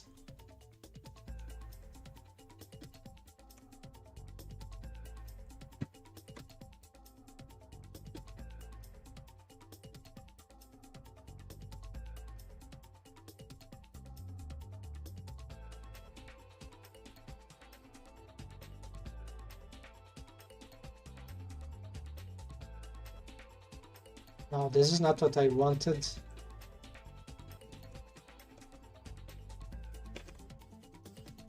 Yeah, we want to edit the boots from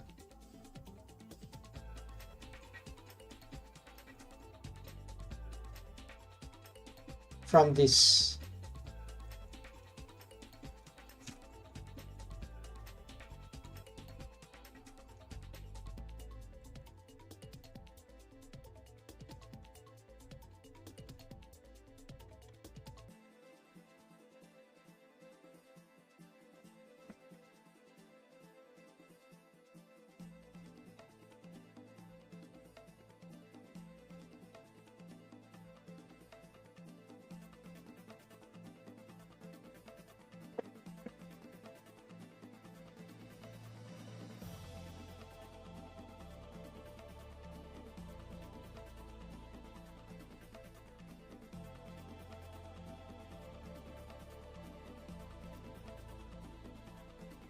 here. So we want to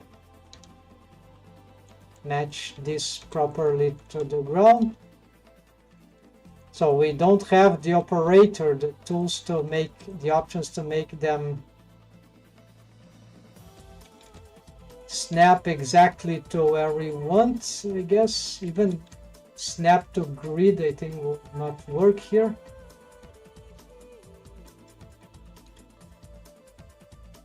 Oh yeah, snap to grid work. Okay, if you want to, at least we can do this. But we can't target vertices.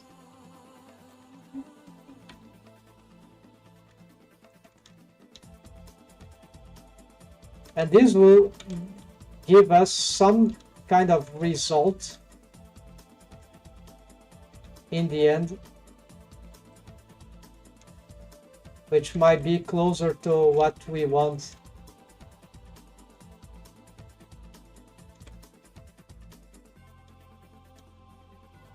Even if it might look wrong in the rest position, right?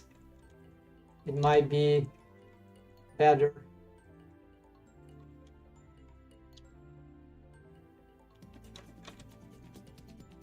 The ankle shouldn't have this inclination. No, maybe it should. Yeah, it's how this work. Yeah, I think it's how it works. Not sure. I heel boots. Okay, now this one, I think it's almost. Let's see the chat again in 1 second.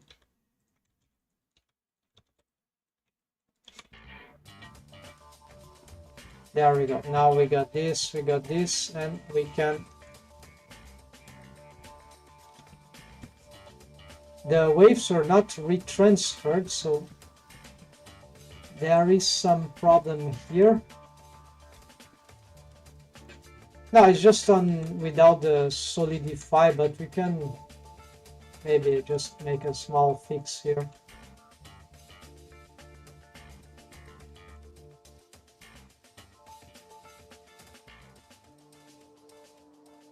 And here maybe this is, it signals that it is maybe a bit too close to the skin, right? Which could be dangerous.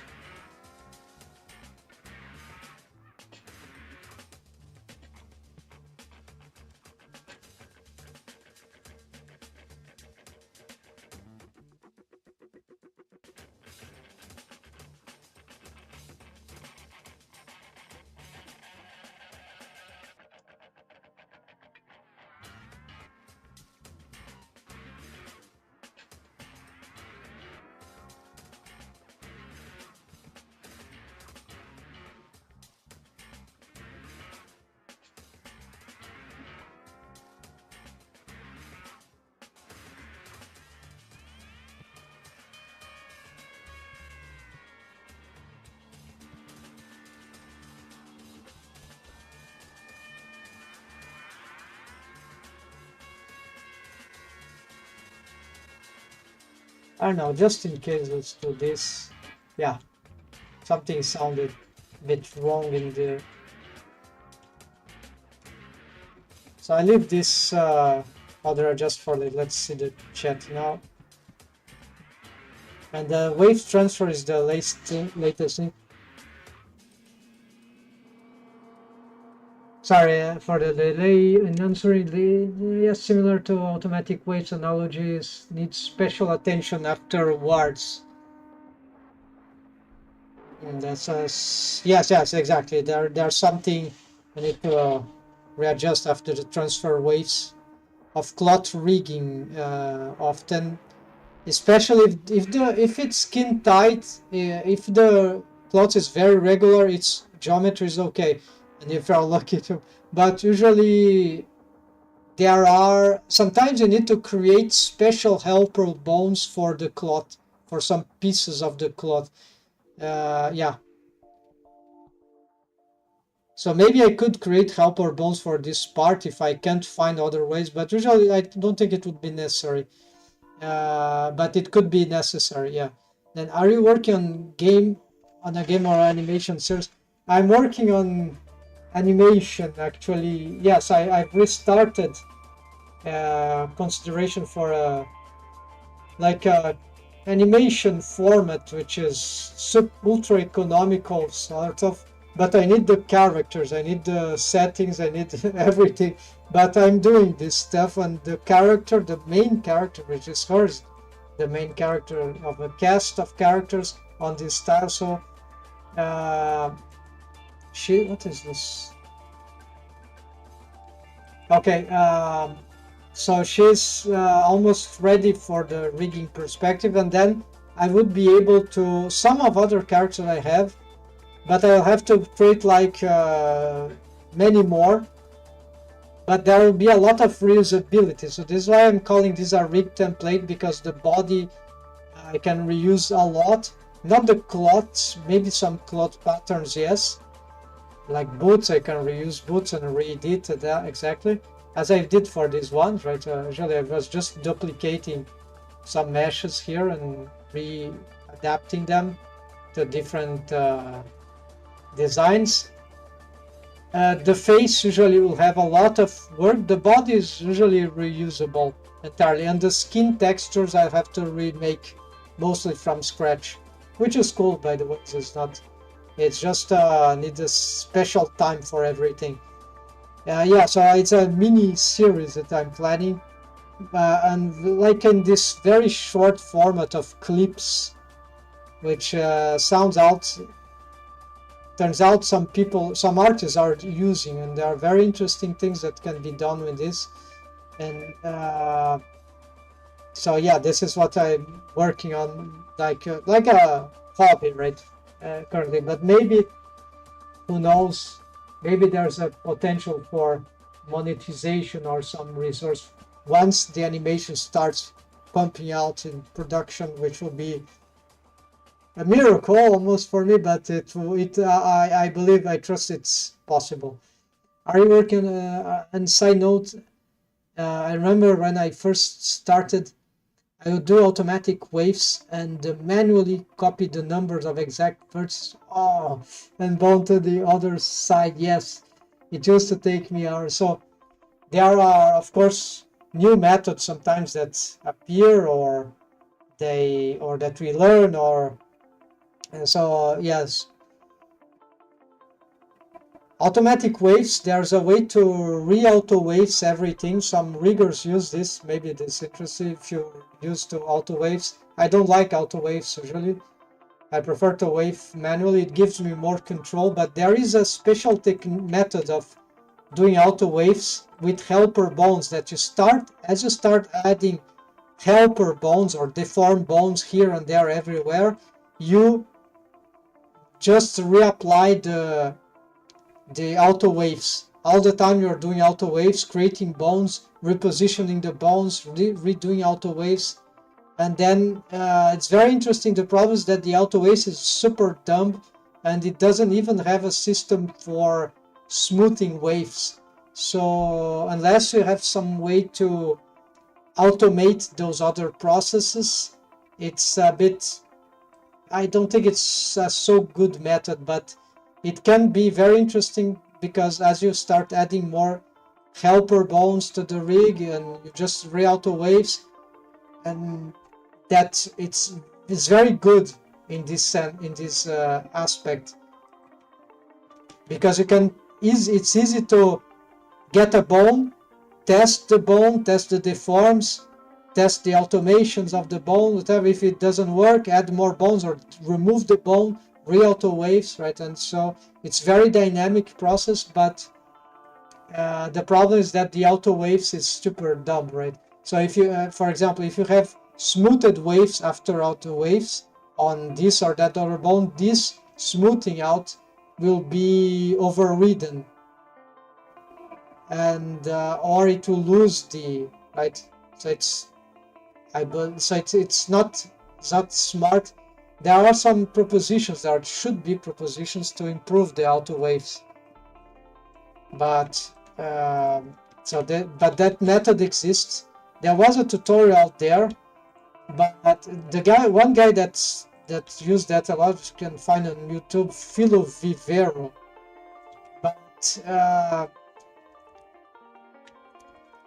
this is in YouTube channel. But for the tutorials, they're not so didactic. There are some, but he does this method, but I don't think he presents the method in a. There was someone else that maybe studied with this guy that had tutorial about this method, showing how it worked, giving insight, great insight, but then he removed the tutorial, sadly. So, but Phil Reversal, he used that method with auto waves all the time. But even at some point, he recognized that some limitations, and some of the limitations are regarding this issue of the smoothing, right? Sometimes it's better to have some manual adjustments, but then that sort of contradicts with the progressive auto waves thing. So if there are techniques that can prevent this overrides of stuff, then that could be good news for that method. Or yeah, but the best thing if it will be auto waves get smarter over time with new features that you can adjust how it will operate, right? So currently, I think it's very dumb, but not. But it's useful. It can be useful. There are several approaches to that. This is one that I know that would interest me, but I tried. No, that doesn't work well for me. Okay, so here the other boots. I need to recover this one. Just a quick check here of the precisely this thing. Yeah, here you see that this was not good.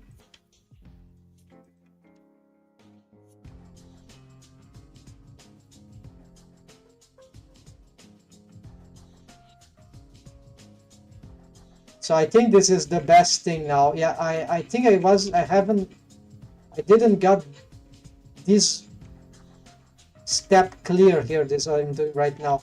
So actually it can be made in a much simpler way than I was doing. This technique here is very helpful at this point.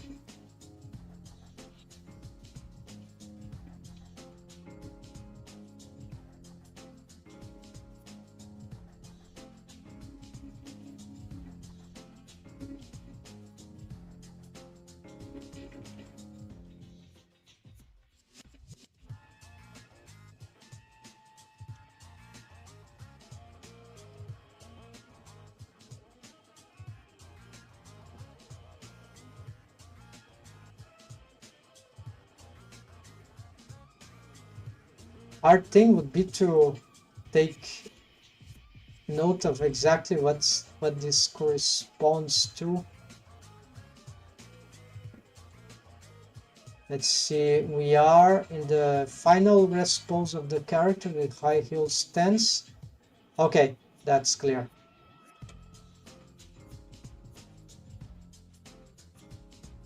There are so many things in rigging, like every single part of the body could be understood as a separate entity to rig. So everything is different, everything is special, it's crazy.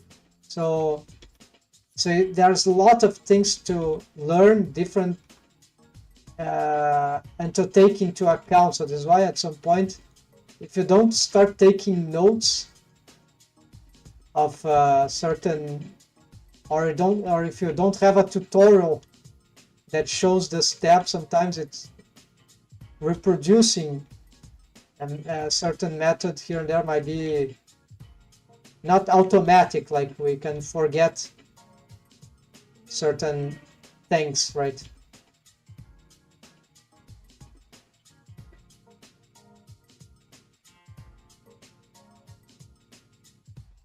So it's good to be organized and have some, I don't know, in case of tutorials, have a collection, bookmarks and stuff like that.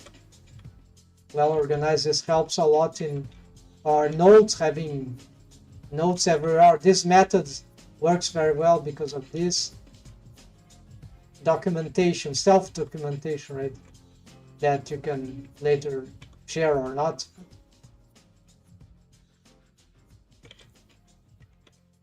Okay, so these things are more or less aligned properly now. They're just one boot, one set, one pair of boots now to complete. Let's see the result.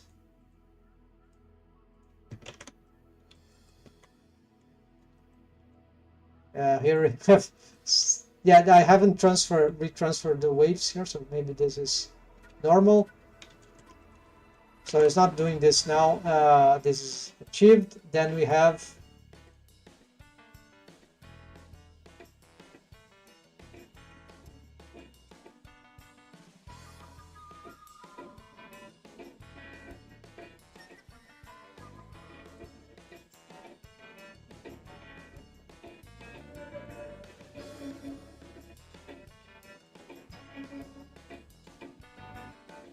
fantasy. Okay, the last one. Let's see. Does it have a shape key? No, good, no shape key, so don't have to bother with this. Now we need to check its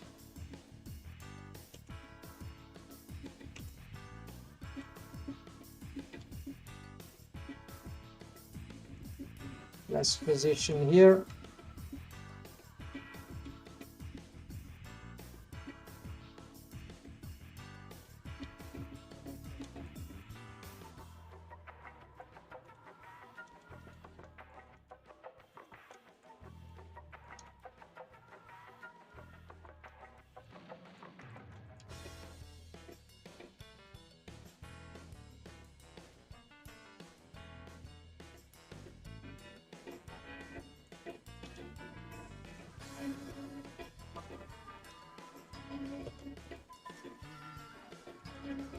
Okay, so what to do here? It is the, looks like we need some freezes here.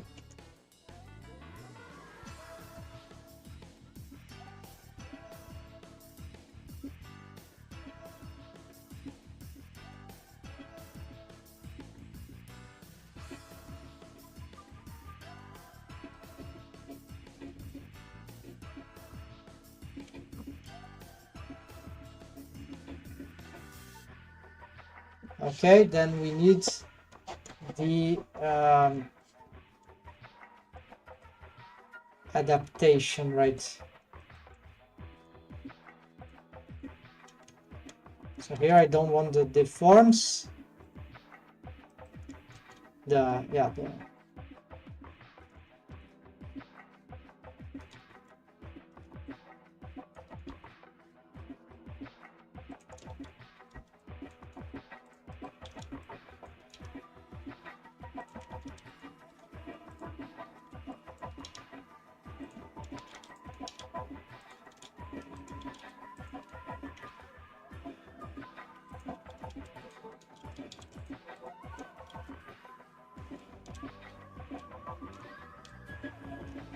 yeah, this mesh sounds a bit tricky. Maybe I need the proportional editing here to not mess up the arrangement.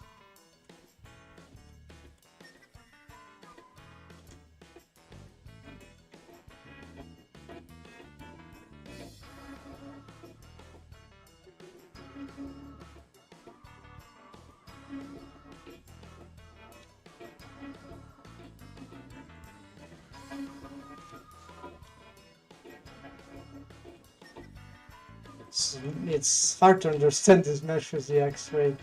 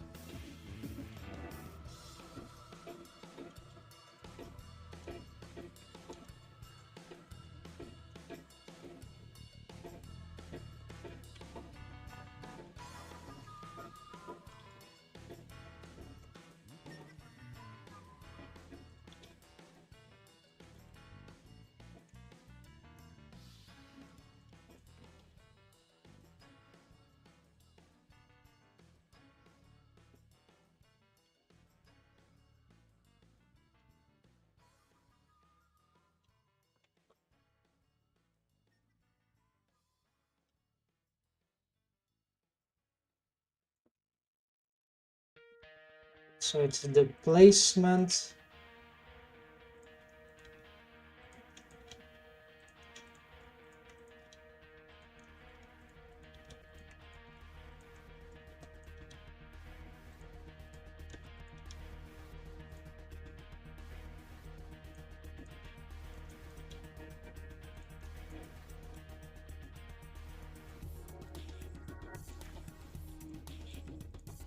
Here, okay, it's following.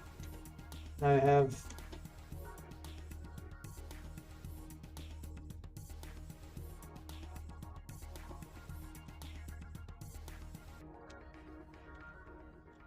what is this mess with this? I need to organize this mesh here.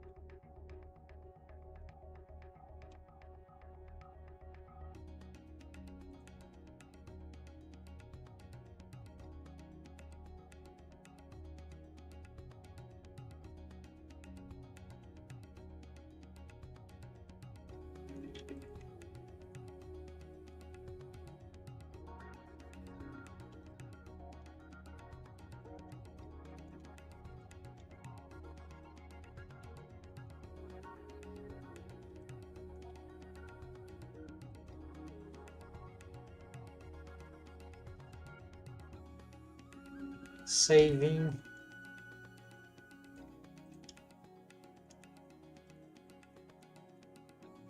Why these boots have so much geometry?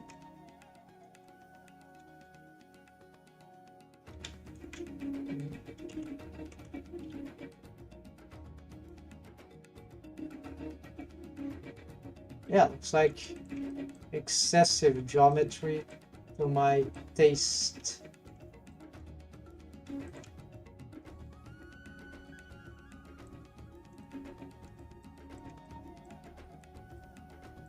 There seems fine. And why do we need this one?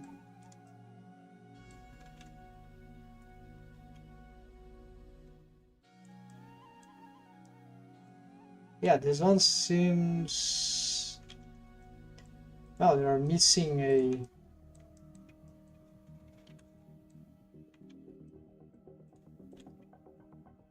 I think it's because I tried to remove it. No, never mind.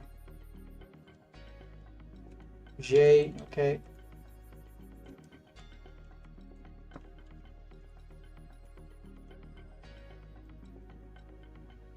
Yeah, maybe for the design a little different, okay. Then here, why this is a double face? What's happening here? Ah, looks like that I've dissolved some faces accidentally.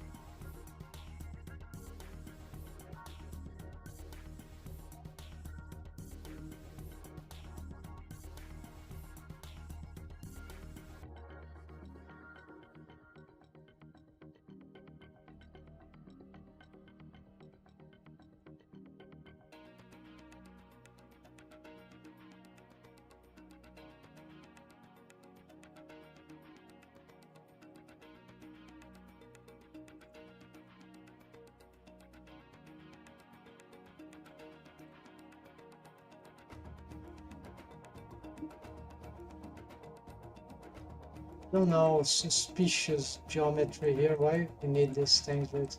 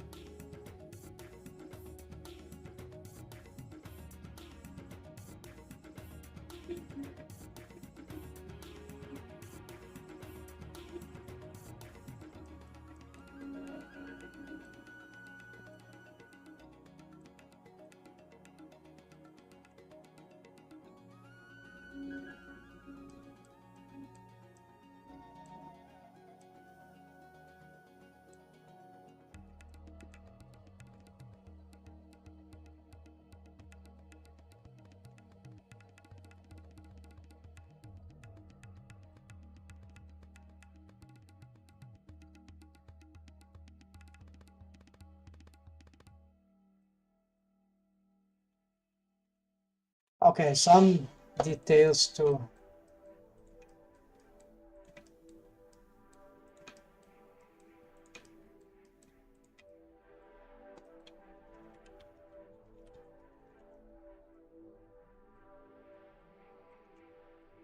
be adjusting it. Also, let's remove from the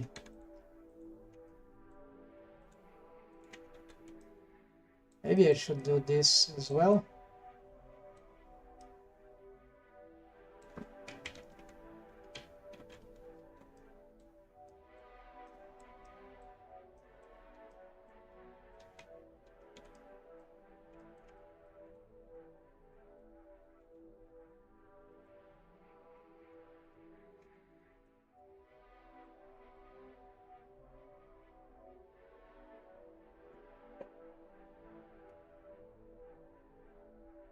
Yeah, I learned about mirroring and batch vertex renaming.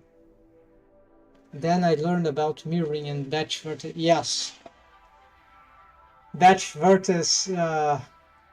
It's super relevant.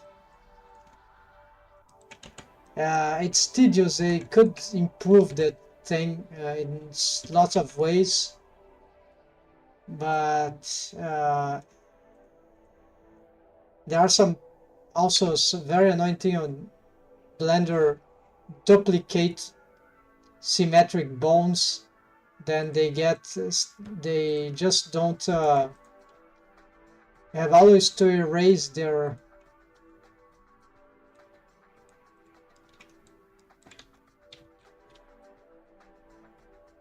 numbers if you are renaming them for something else. Like you have foot, then you want to make these foots duplicate and become hands, then you have to, they become first foot 001, for example, then you have to remove this with the there are some tedious steps that are not very smart currently, that the rigger has to do manually a lot of stuff over and over again because Blender doesn't memorize certain steps.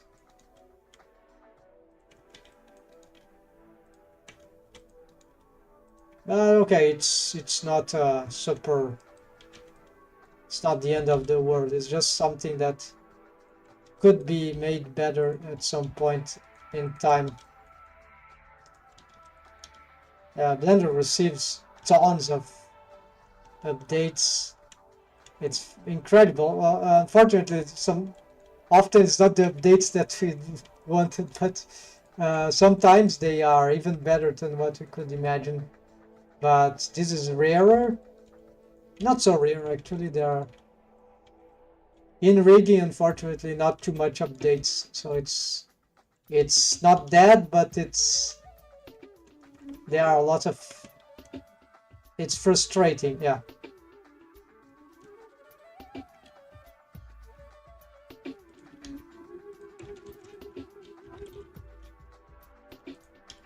I'm very happy when it comes like super promising rigging thing, but it's like very super rare that happens, anything like that. Sometimes small improvements in rigging in Blender is awesome already, because we can't expect too much of the developments on this domain.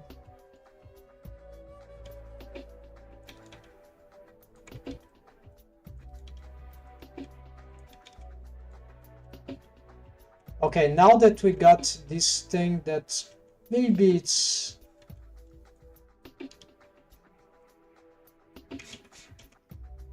yeah, I'm not here for the design so much here. I'm this moment I'm more for the fixing and updating of the setup, right? So for the boot. So now I finally grasp the best approach for now. Let's remove this thing here, get this thing ready. Let's make some. What's that? Oh, it's just because we are stacking. Looks like we could make some adjustments here.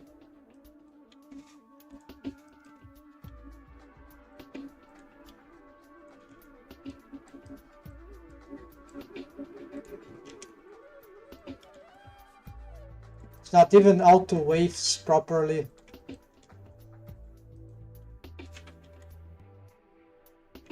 Oh yeah, this of course we need to. I forgot this step.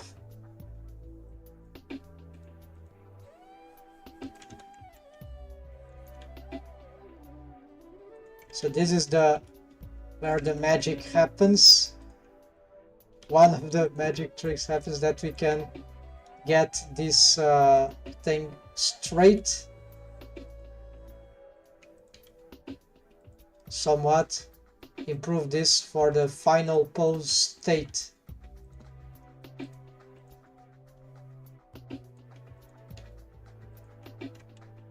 Right? Yeah, I think this is the, well, maybe not exactly, but at least we can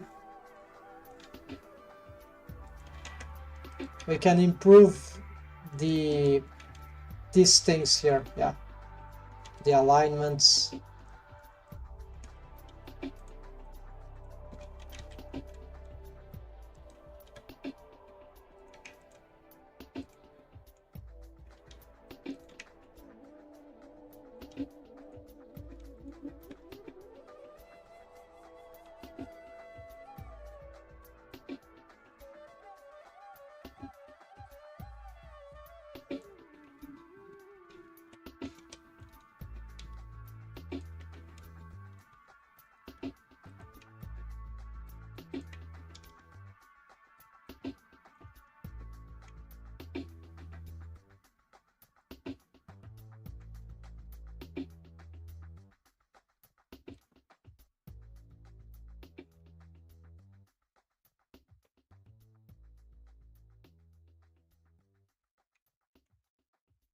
Yes, all right, so yeah, still a little more. I want this.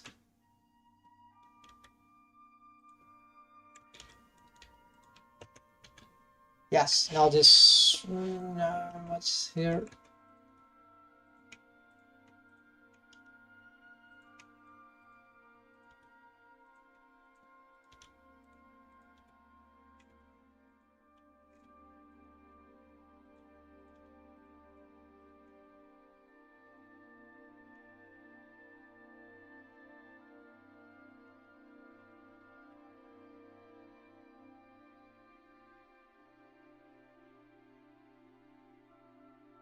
Okay, this is quite better. Now we can.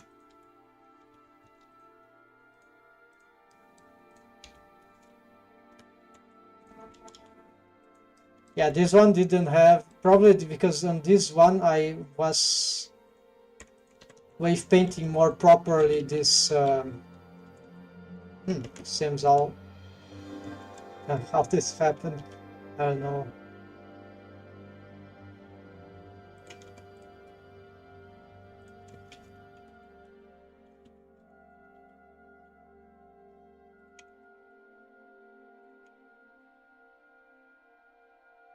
Yeah, so lots of things here to improve another time. So we're gonna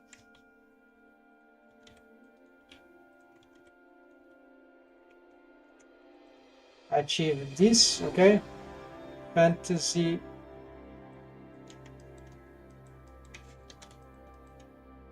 Also, she has a different.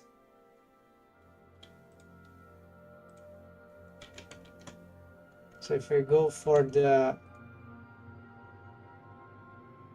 materials, so let's see, there is this is the urban, but let's change for the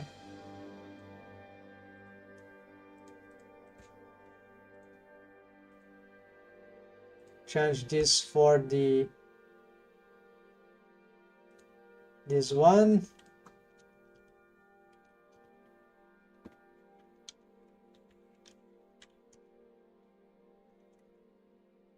it's a different skin that combines with the cloth. So there are some problems, though. I think this happens because of some. Oh yeah, it's the mesh. I changed, so I need to readjust this, change the topology a little.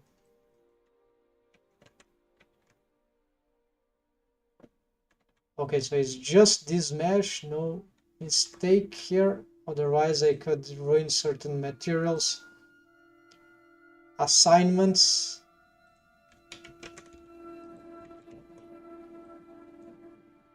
Most updates seem to be geometry nodes. Yeah, it's because I think the fanciness is that Blender geometry nodes only exists in Blender. So it's like grease pencil, a unique Blender feature. So there's also often some good amount of updates in grease pencil.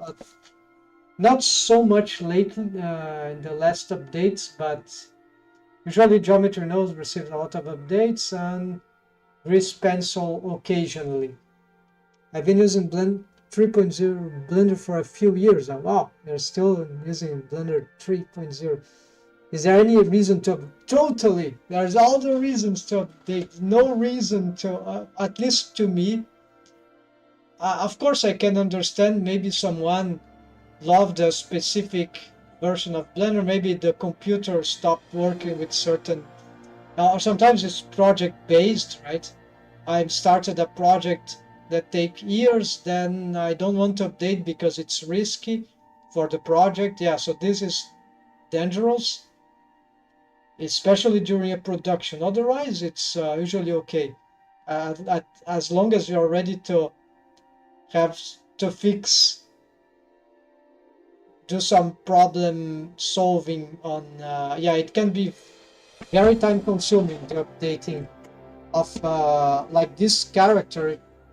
If I kept doing, if I didn't update, that would have made my life much easier, because I usually update Blender in every official release.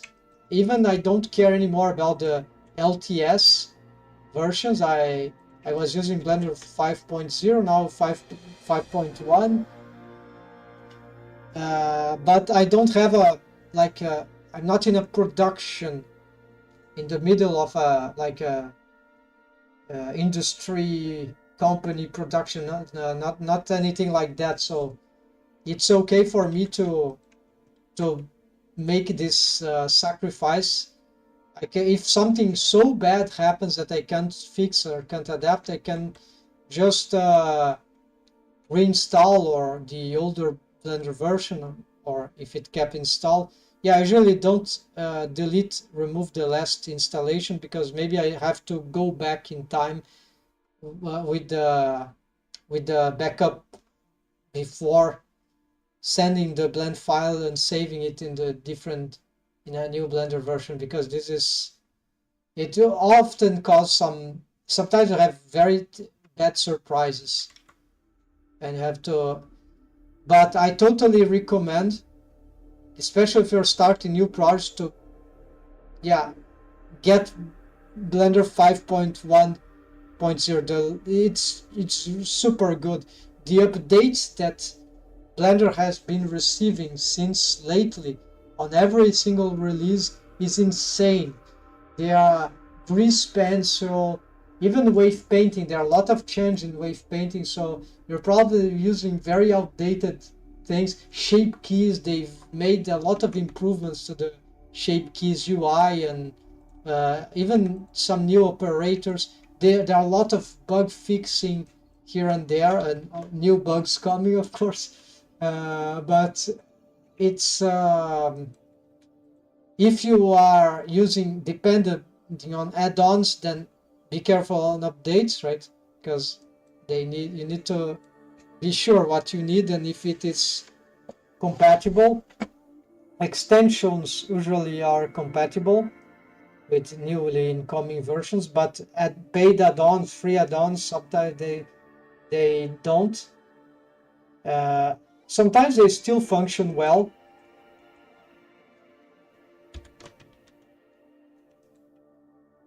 All right, so this we can get here, get to the urban costume, the default that I'm using now. So now the plan for this, so we got high heel stance setup, verify boots waves. Well, no need this because this is cloth rigging. This is actually verifying the boot waves according to the setup that I was trying to do, which is tricky. And how it works, yeah, we got this thing.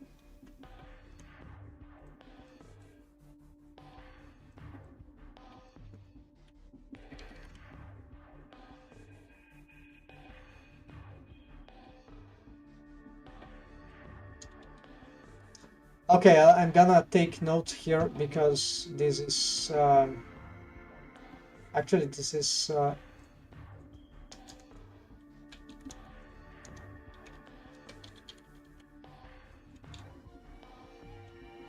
so this boots, yeah, uh, no anatomic.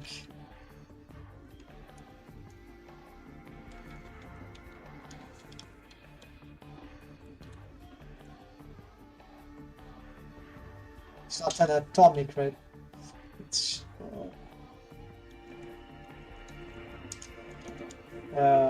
boots are modeled in the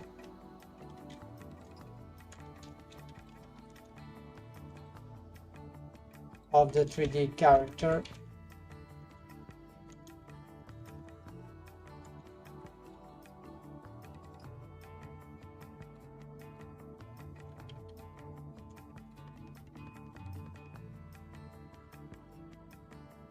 And no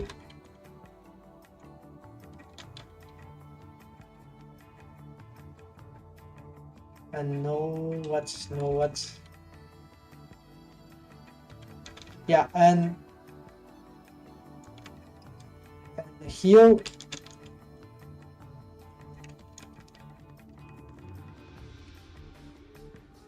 distorted on purpose, but not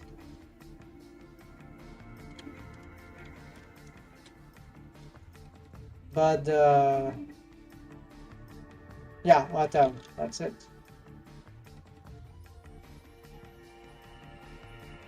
Oh, called the in Portuguese is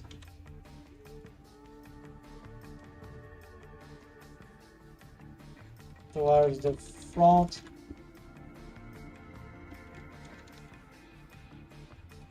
Are follow up the base of the foot.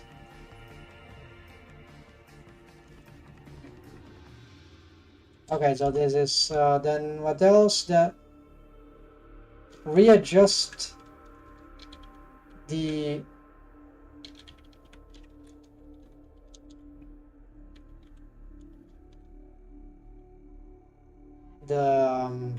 plane of the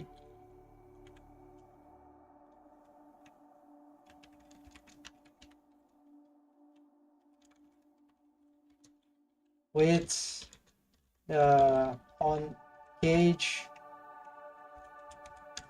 on edit for armature modifier,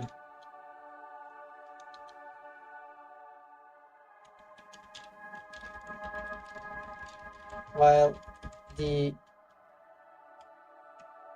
final pose state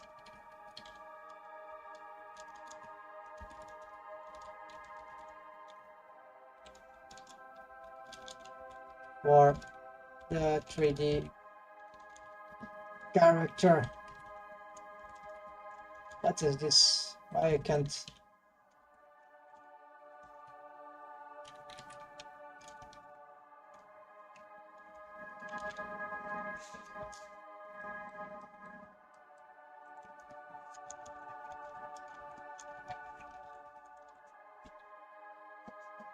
Yeah, so that's it. Then scale of props bone.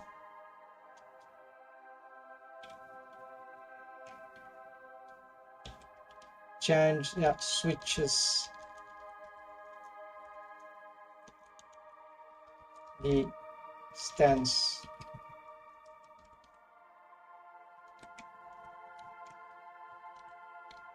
The feature I've made, I even forgot. Readjust the plane of the hill. There is another editing necessary, which is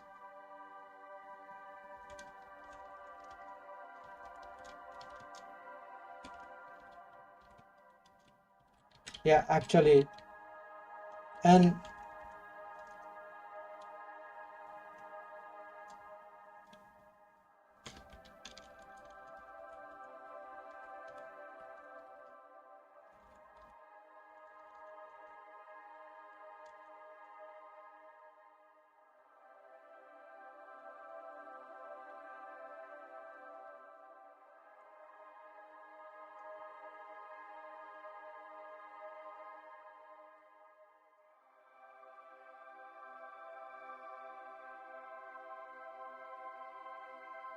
okay, that's it. So fundamental, otherwise I could forget, and that solves certain very important things. So now body rig, there's just one thing left for the skinning, right? Which is the, yeah, there's the skirt thing, right? Yeah, I need to, I think it's here.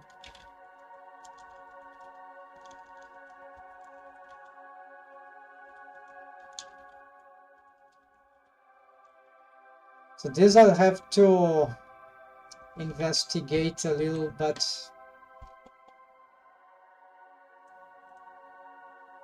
okay.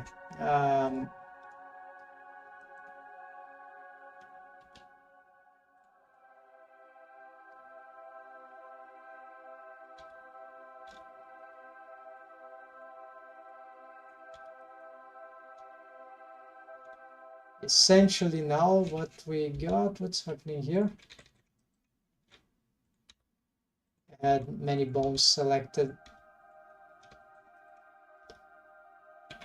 Alright, so for example, we see that these clothes, they are not very well here because I need to retransfer weights. Problem is that these clothes might have some target vertex groups.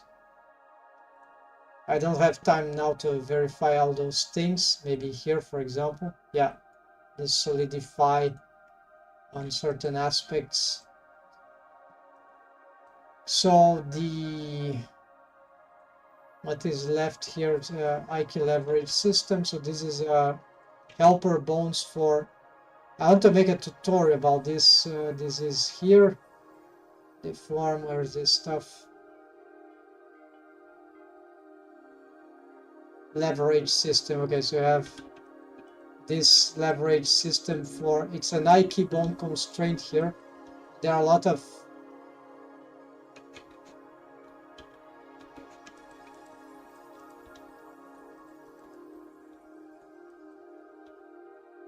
inverse kinematic settings in these bones here, and so they'll make some sort of good adaptation for.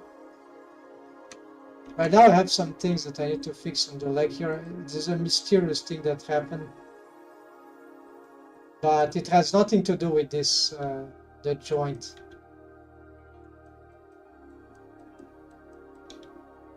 So this setup with another few ones are supposed to solve this deformation. Right now we need some repair, right?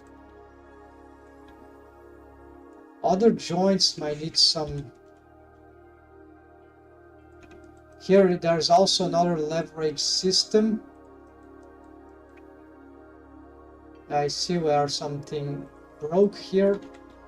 Don't know why this keeps happening.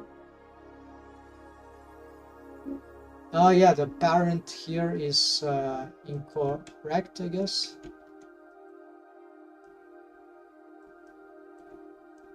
No, just the location is wrong for some reason.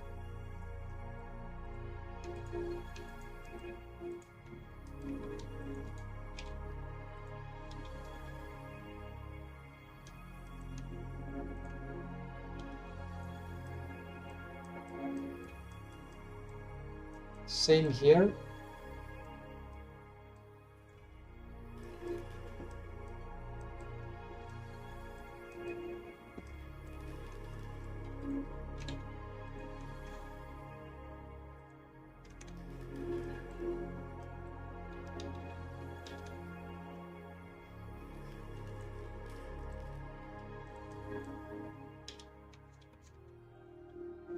So I don't know why they keep moving. And okay, now this is fine. So here is a shoulder joint automation.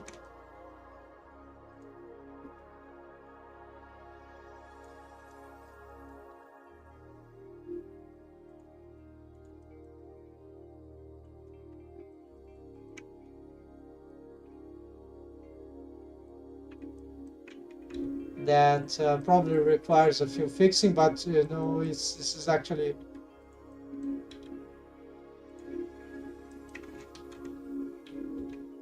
not too bad. And of course we can also do this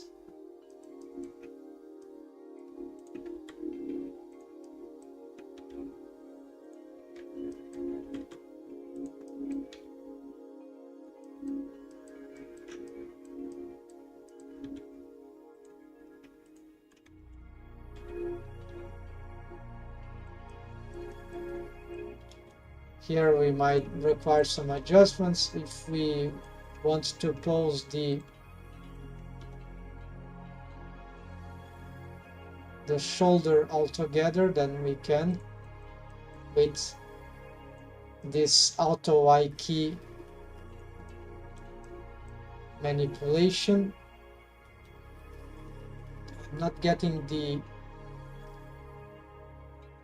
way, yeah, it's not bending the way that I want, but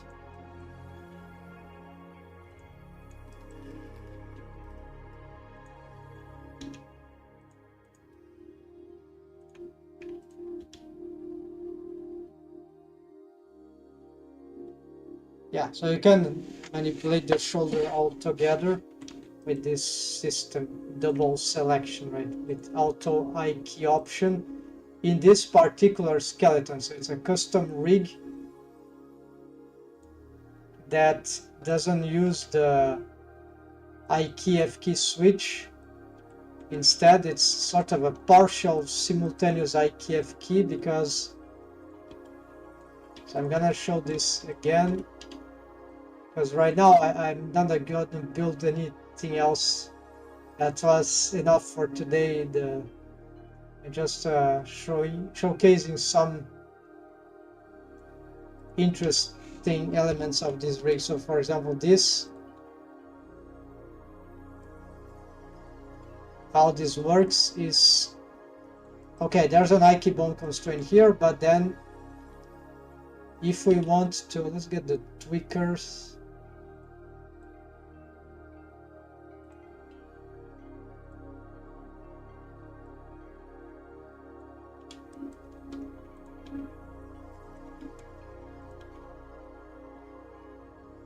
So okay, this is the regular I key thing. If let's make some keyframe here, and let's paste. Let's do this. So now there's an interpolation,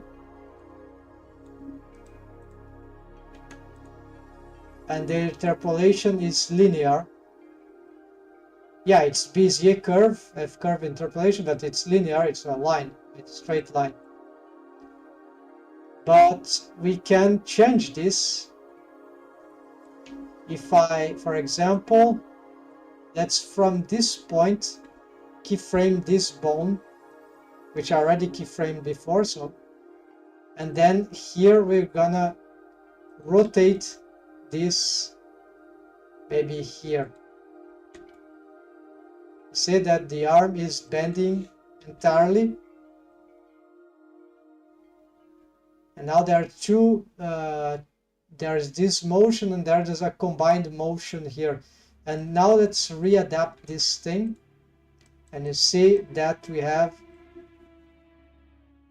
this, and I didn't have to make any switch between I key and F key. However, I can do this for the I key master I key hand, right? And same for the master I key foot.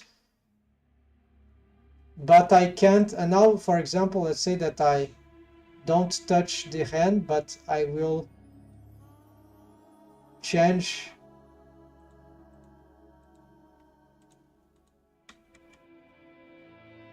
this. Insert keyframe here. So now I have the curvature that I've made. So you see, this is F key interpolation, which is a ballistic motion.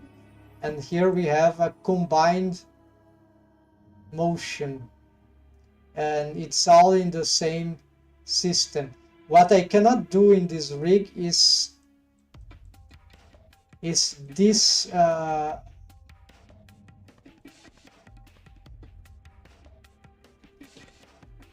is the same trick for the forearm. Of course I can hold on, there is a oh yeah, okay, so after I've created this thing, I sort of lost the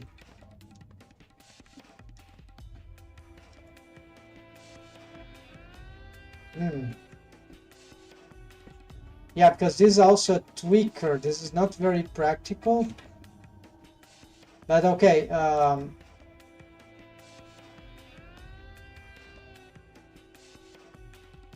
Yeah, we don't want that.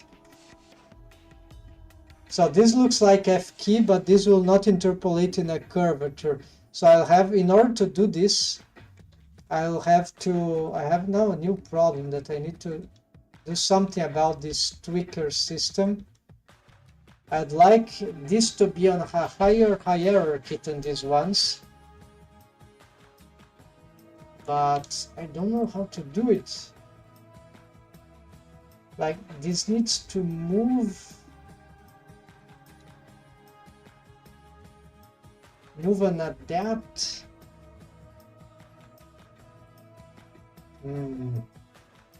There's a new problem because I just added this Rigify-like tweaker bones. Never used them before, so now it's hard to move this thing and get the full. Okay, but we can do this, right? So we can do this kind of posing, but here we go. We don't actually need to. Yeah, we actually need to. It will be beneficial to grab that one also, but yeah, the deforms, they are a creep. We need to improve that. Maybe I need to change the system so that I can restore the easy functionality that I had before. But let's say that I keyframe this, and let's assume that this would work.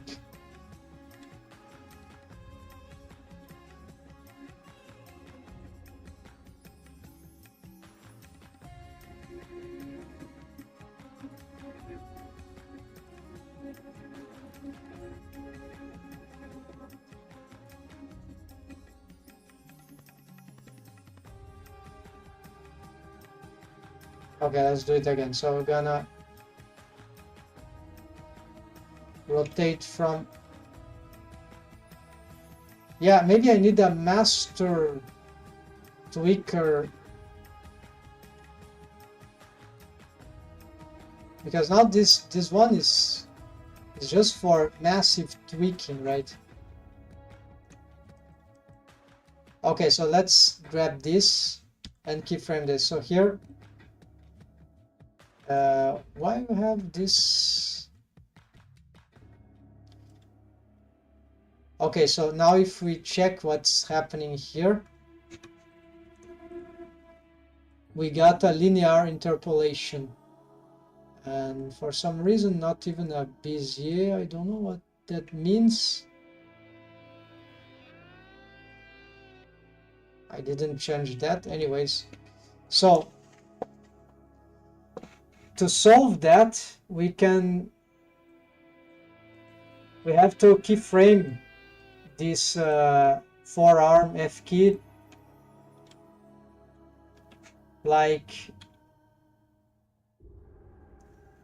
here in between, and now we have some sort of, well, we should have some sort of curvature. Well, no, we have to make it manually. So there's a smarter way, which would be, well, it's not smart, it's time consuming. So we have to pick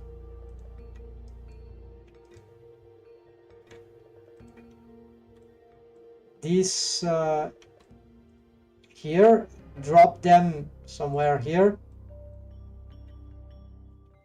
And then from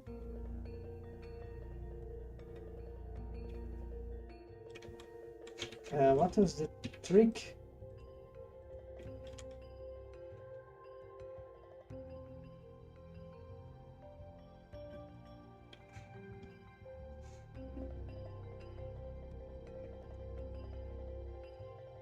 Yeah, now you have a curvature, right?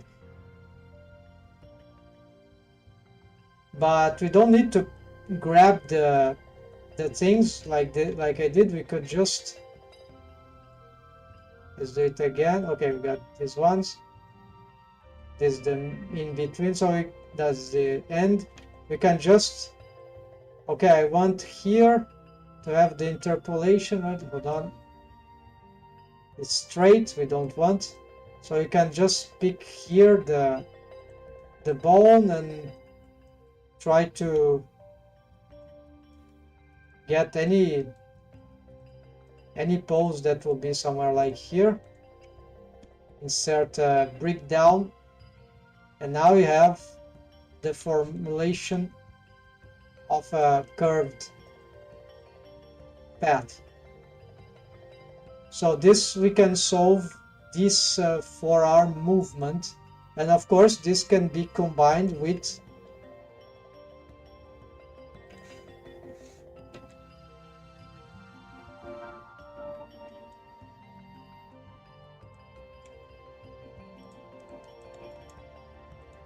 yeah, ignore what's happening there with whatever here. That will be a linear motion, right? Which is not interesting, but let's say that I wanted, instead of having a linear motion here, which a bad example, because why I need this?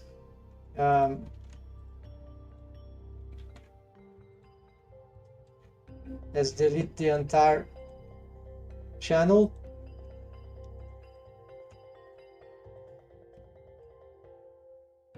Let's grab this one instead and insert keyframe.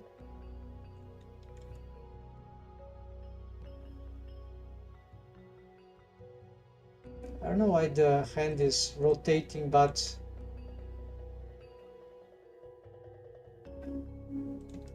so here maybe there is something about the forearm that could be ruinful that I'm not aware of.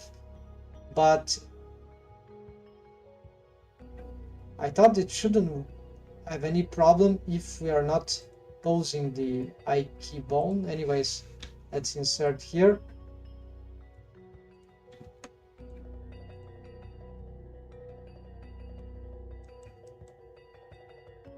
So now we have this arc. So it's an arc that is using at the same time this bone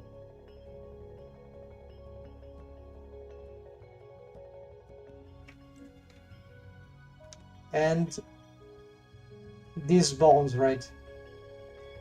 And I didn't have to switch anything, so all I had to do is pose this bone here and then pose and keyframe, right? And pose and keyframe Usually it should only be this bone, right? It's just that now I have this thing that makes me have to manipulate this, which is not good. So I have to figure out another alternative for an improvement. It was left incomplete. So possibly the solution would be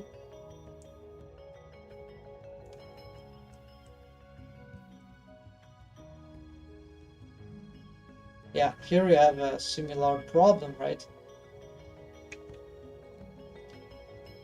Maybe I should make a parenting thing.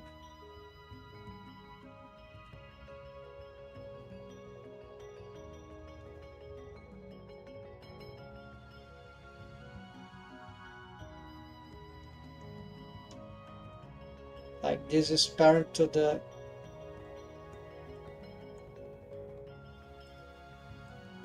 controller per arm. Yeah. Controller per arm. Control forearm. Okay, let's do something. Anyways, it's broken.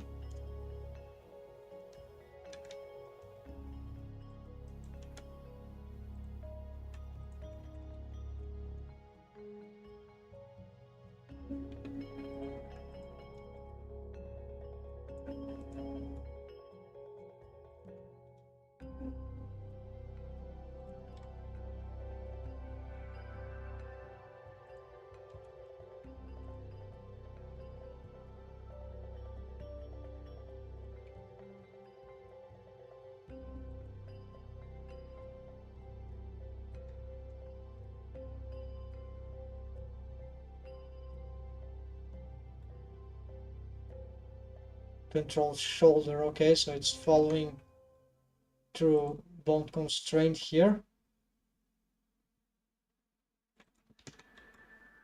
And this is following through parenting here. Okay, this is right. Then here we have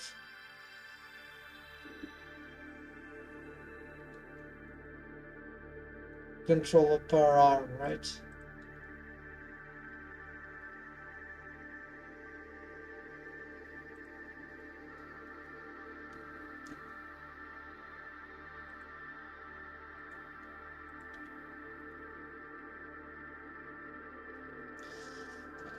Possibly I need to have a structure here, the old structure, and then an inner structure. That's super annoying to build that. It's lots of stacking bones. There should be an easy way.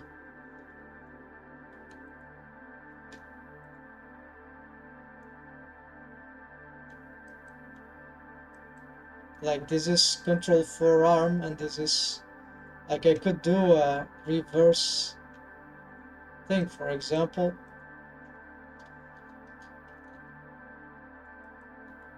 Right, if I do this, I can already control the forearm with this, right?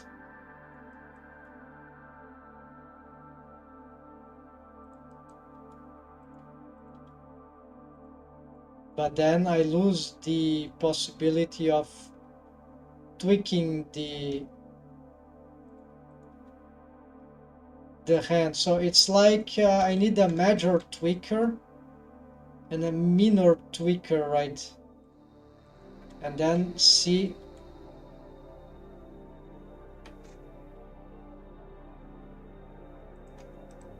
if this instead is parented here. What we get is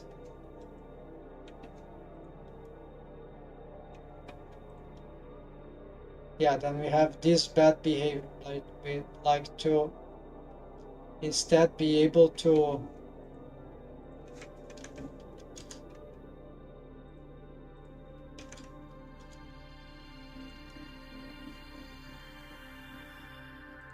do this, right? And this. So yeah,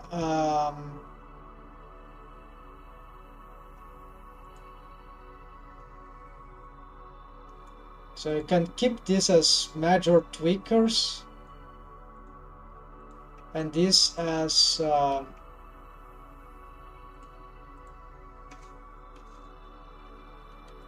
tweak 2, right?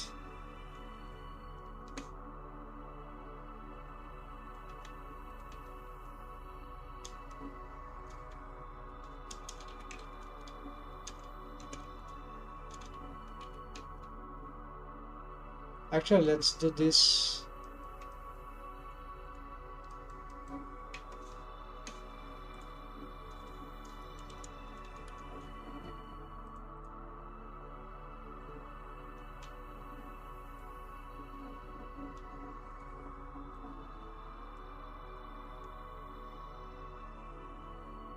We'll also change their color. Oh no, let's use this color.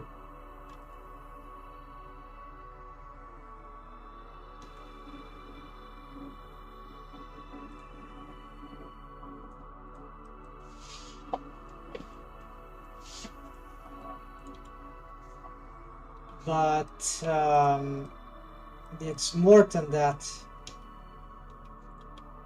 I need to duplicate these tweakers here. So that will be the master tweakers, right? Yeah. So I have to duplicate all these ones.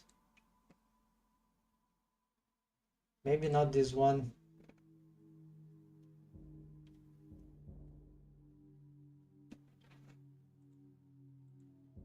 Well, let's duplicate that one too. Since we are trying this, we're gonna do here as well.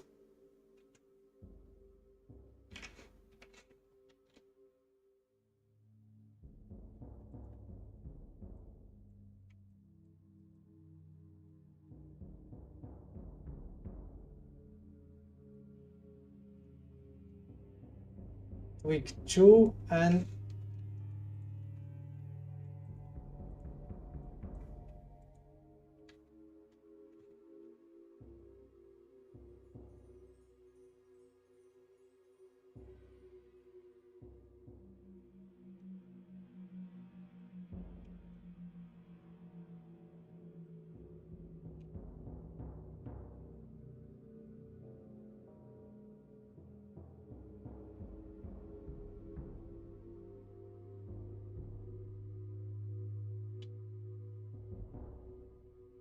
any bones with this color in the control rig? Apparently just these ones.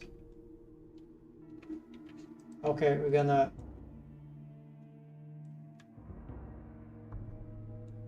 reduce the scales, right?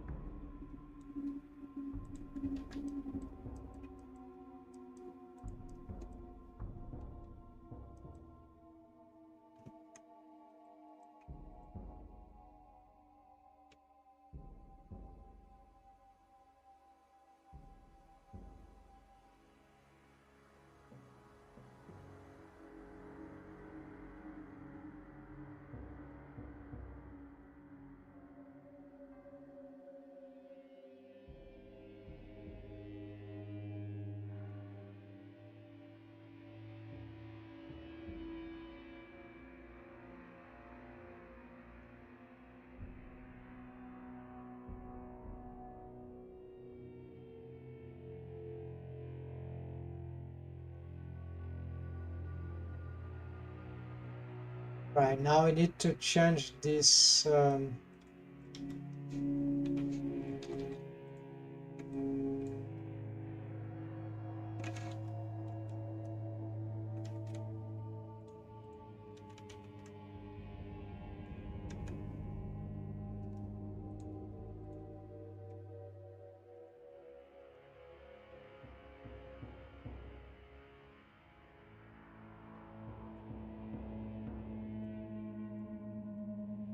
okay, these are correct.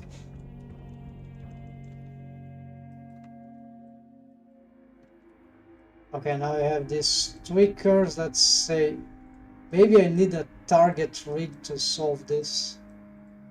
Okay, so this moves like this.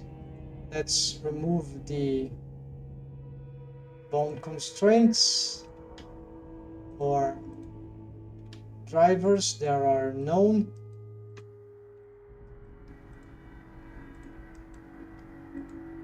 Okay, here we have a copy location. We don't want that.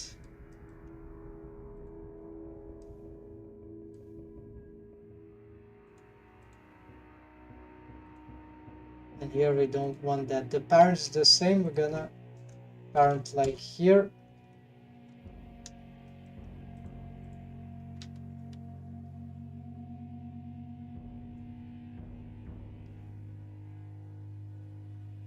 It's not controller per arm, this one.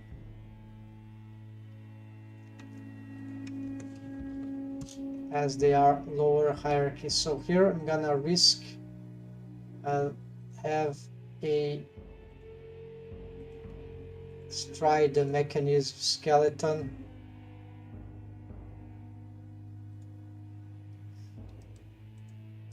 Actually, there's another possibility here.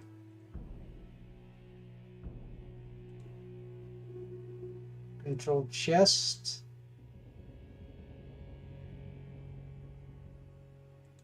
Mechanism chest, maybe.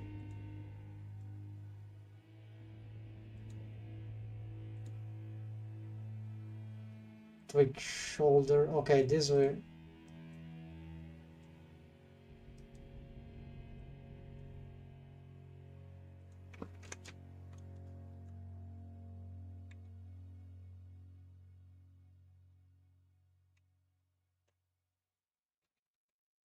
White is getting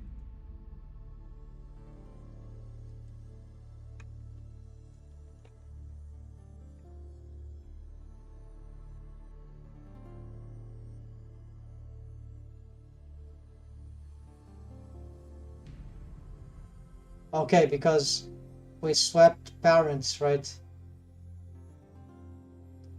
Yeah, they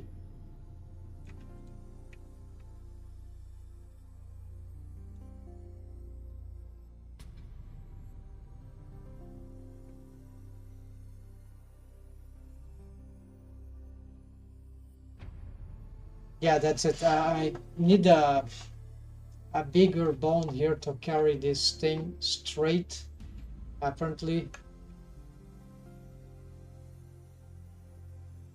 I don't have a good bone for that. Ready for this manipulation. Isn't there the other way?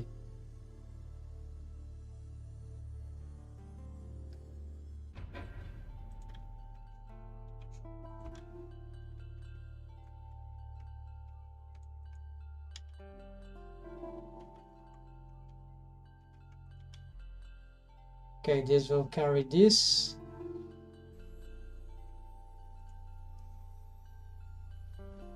So these ones, they should follow actually the tweaker.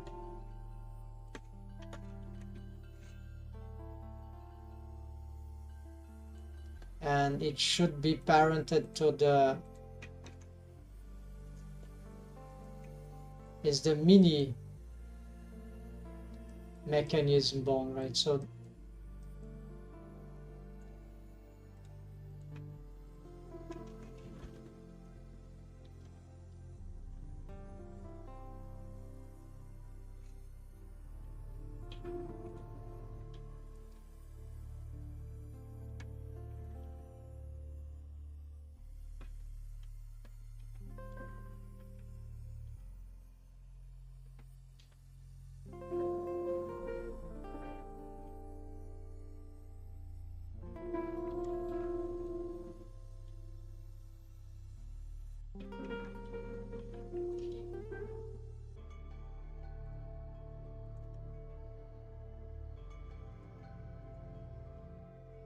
so if I move this, I'd like this to move alongside. So this is why we need a bigger bone, unless we could provide a different see.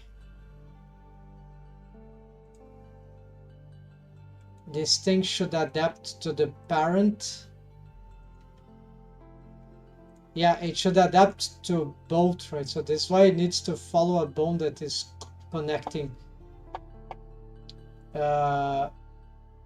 Making bone constraints to adapt is kind of weird. Is there?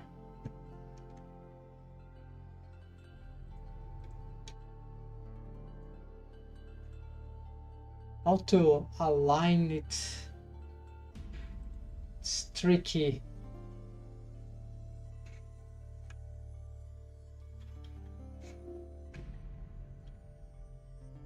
Yeah, because it, first of all, it has a wrong parent.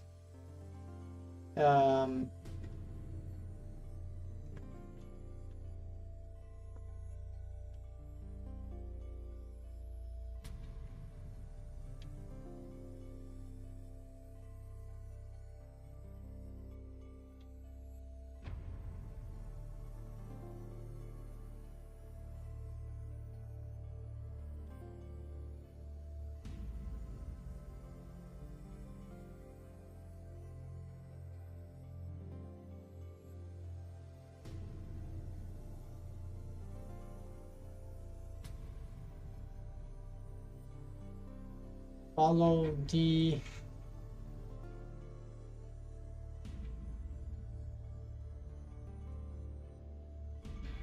I'm gonna try something a bit crazy here. Fake parenting.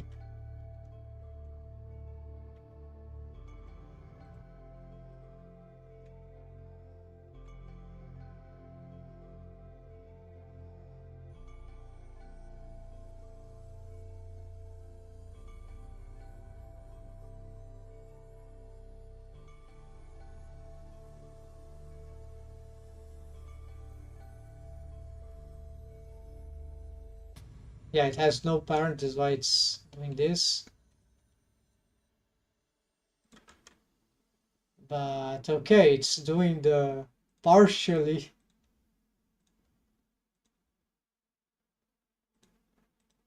And now let's get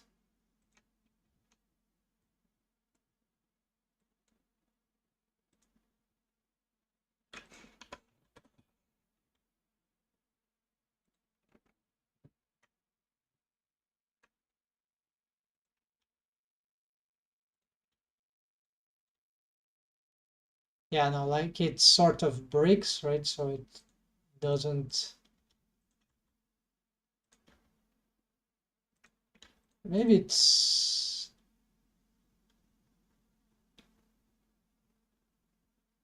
Yeah, no, it's not. It's not how that works.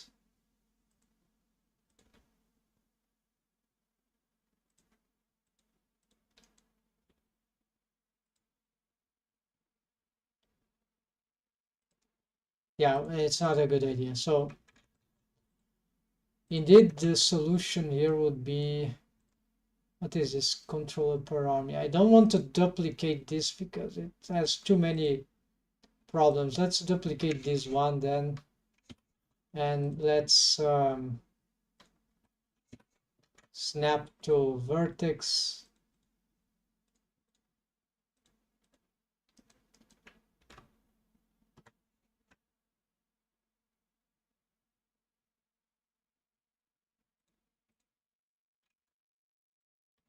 Or just use this instead. Let's align this with the control upper arm. Then we're gonna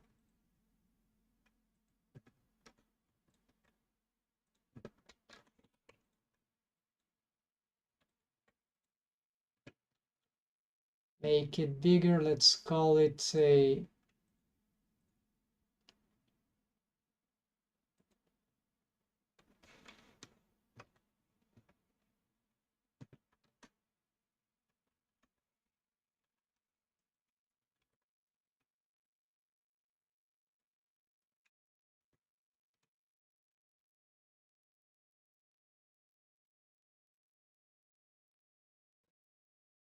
So yeah, mechanism, but let's say instead of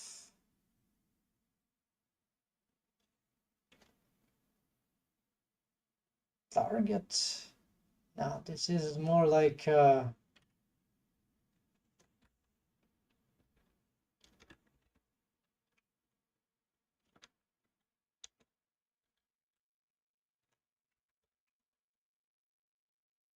let's call like this for now.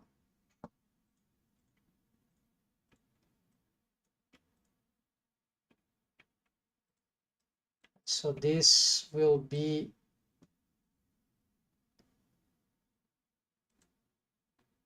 parent to this, and we'll try to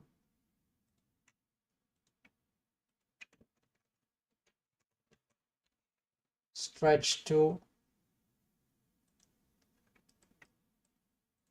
yeah, this is as I had before.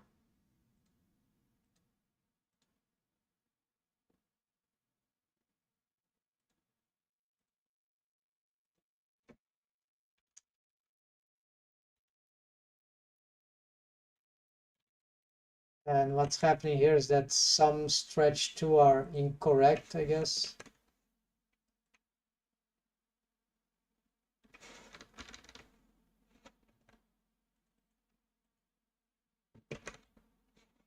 Tweak elbow, yeah, no, wrong target here.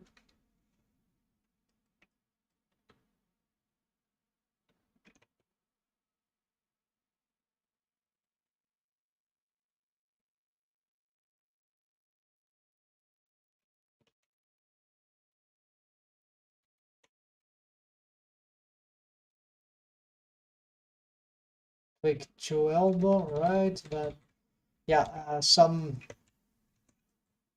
have more dependencies probably from these ones. I'm gonna duplicate this.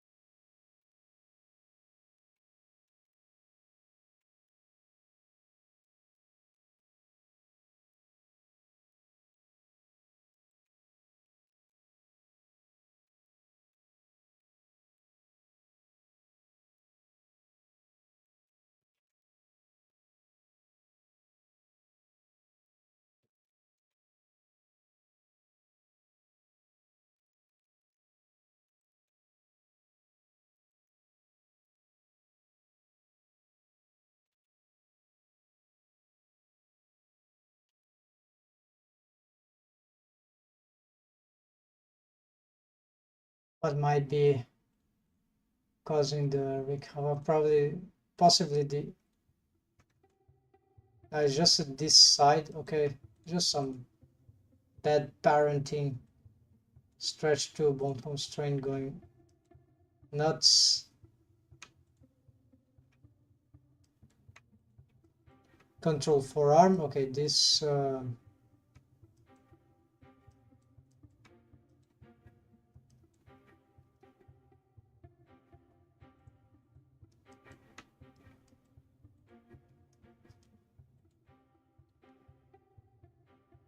mechanism forearm.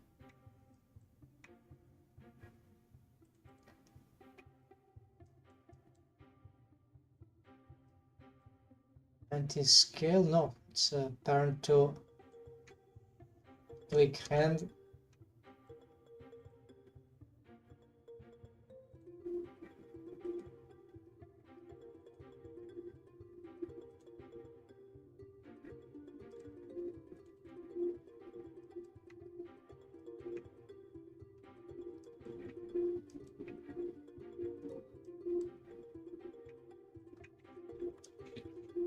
Okay, so parent to the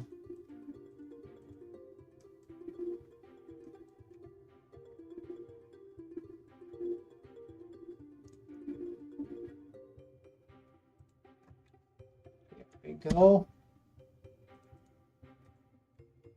This parent to tweak elbow, and okay, now I think the got some improvements.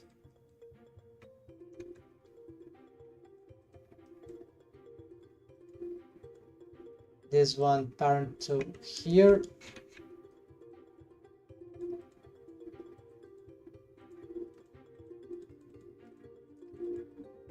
This one parent to here, right? Then this one parent to tweak shoulder, yes. This one parent to tweak elbow.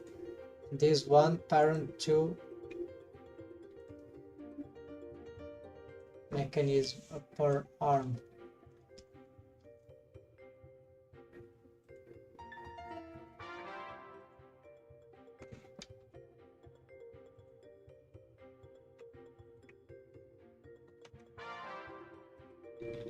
Yeah, the stretch two bone constraints, they are messed up. So it's this one, the target.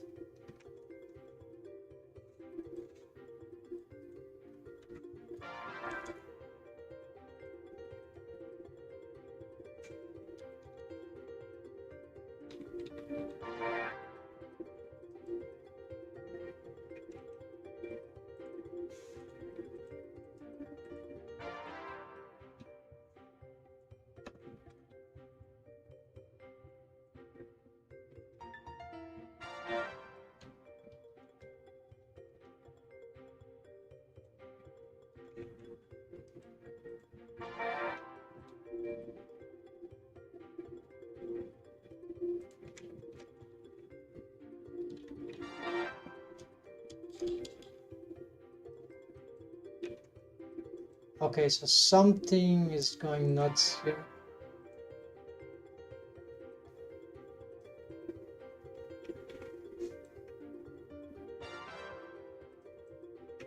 No, this control upper arm, wrong parent.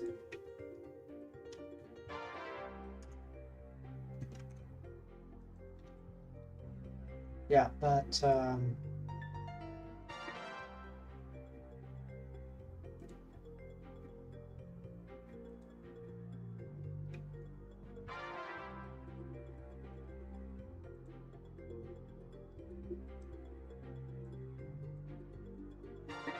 control shoulder, no.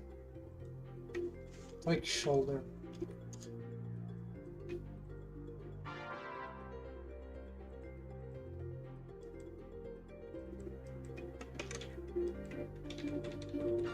Okay, but still. Okay, let's disable stuff and see. Or just look here. What is this mechanism upper arm?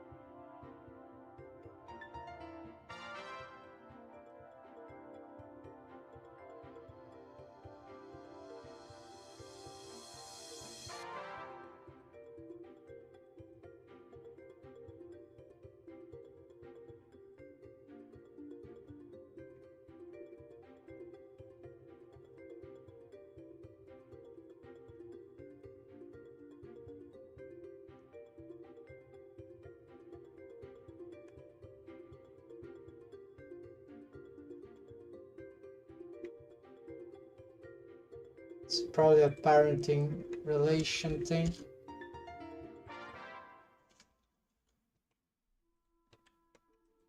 Yeah, something.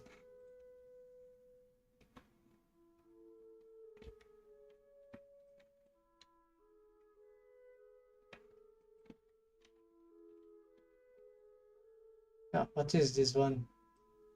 Tweak elbow? No, this is controller per on. Why it hasn't?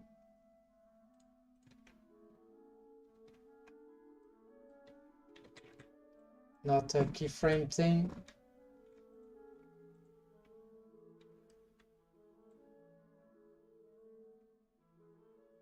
Forearm. What's happening?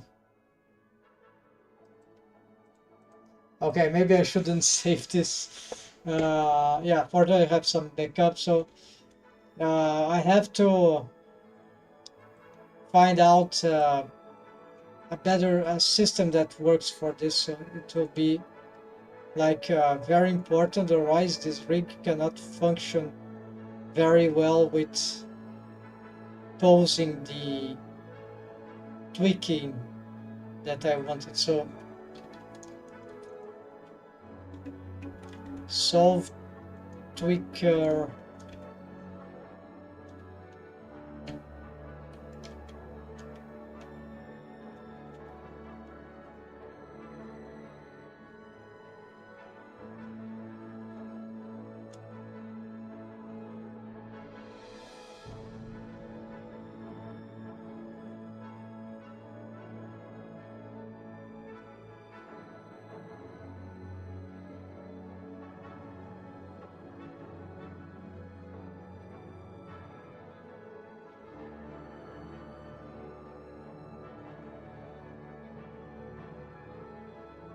Yeah, so a little thing. It's some reason I didn't want to make this middle tweaker bones started because it's just, yeah, I should look rigified on again how it does it. But for today, what is it, folks? Thanks for watching. Take care, happy blendering, have a nice week. See ya tomorrow. I'll be back, hopefully, for maybe I bring this problem or this problem here, and hardcore skinning, and then hardcore melt rigging, and that's almost complete to the usable amount. And yeah, that's it. See ya, folks. Thanks for watching.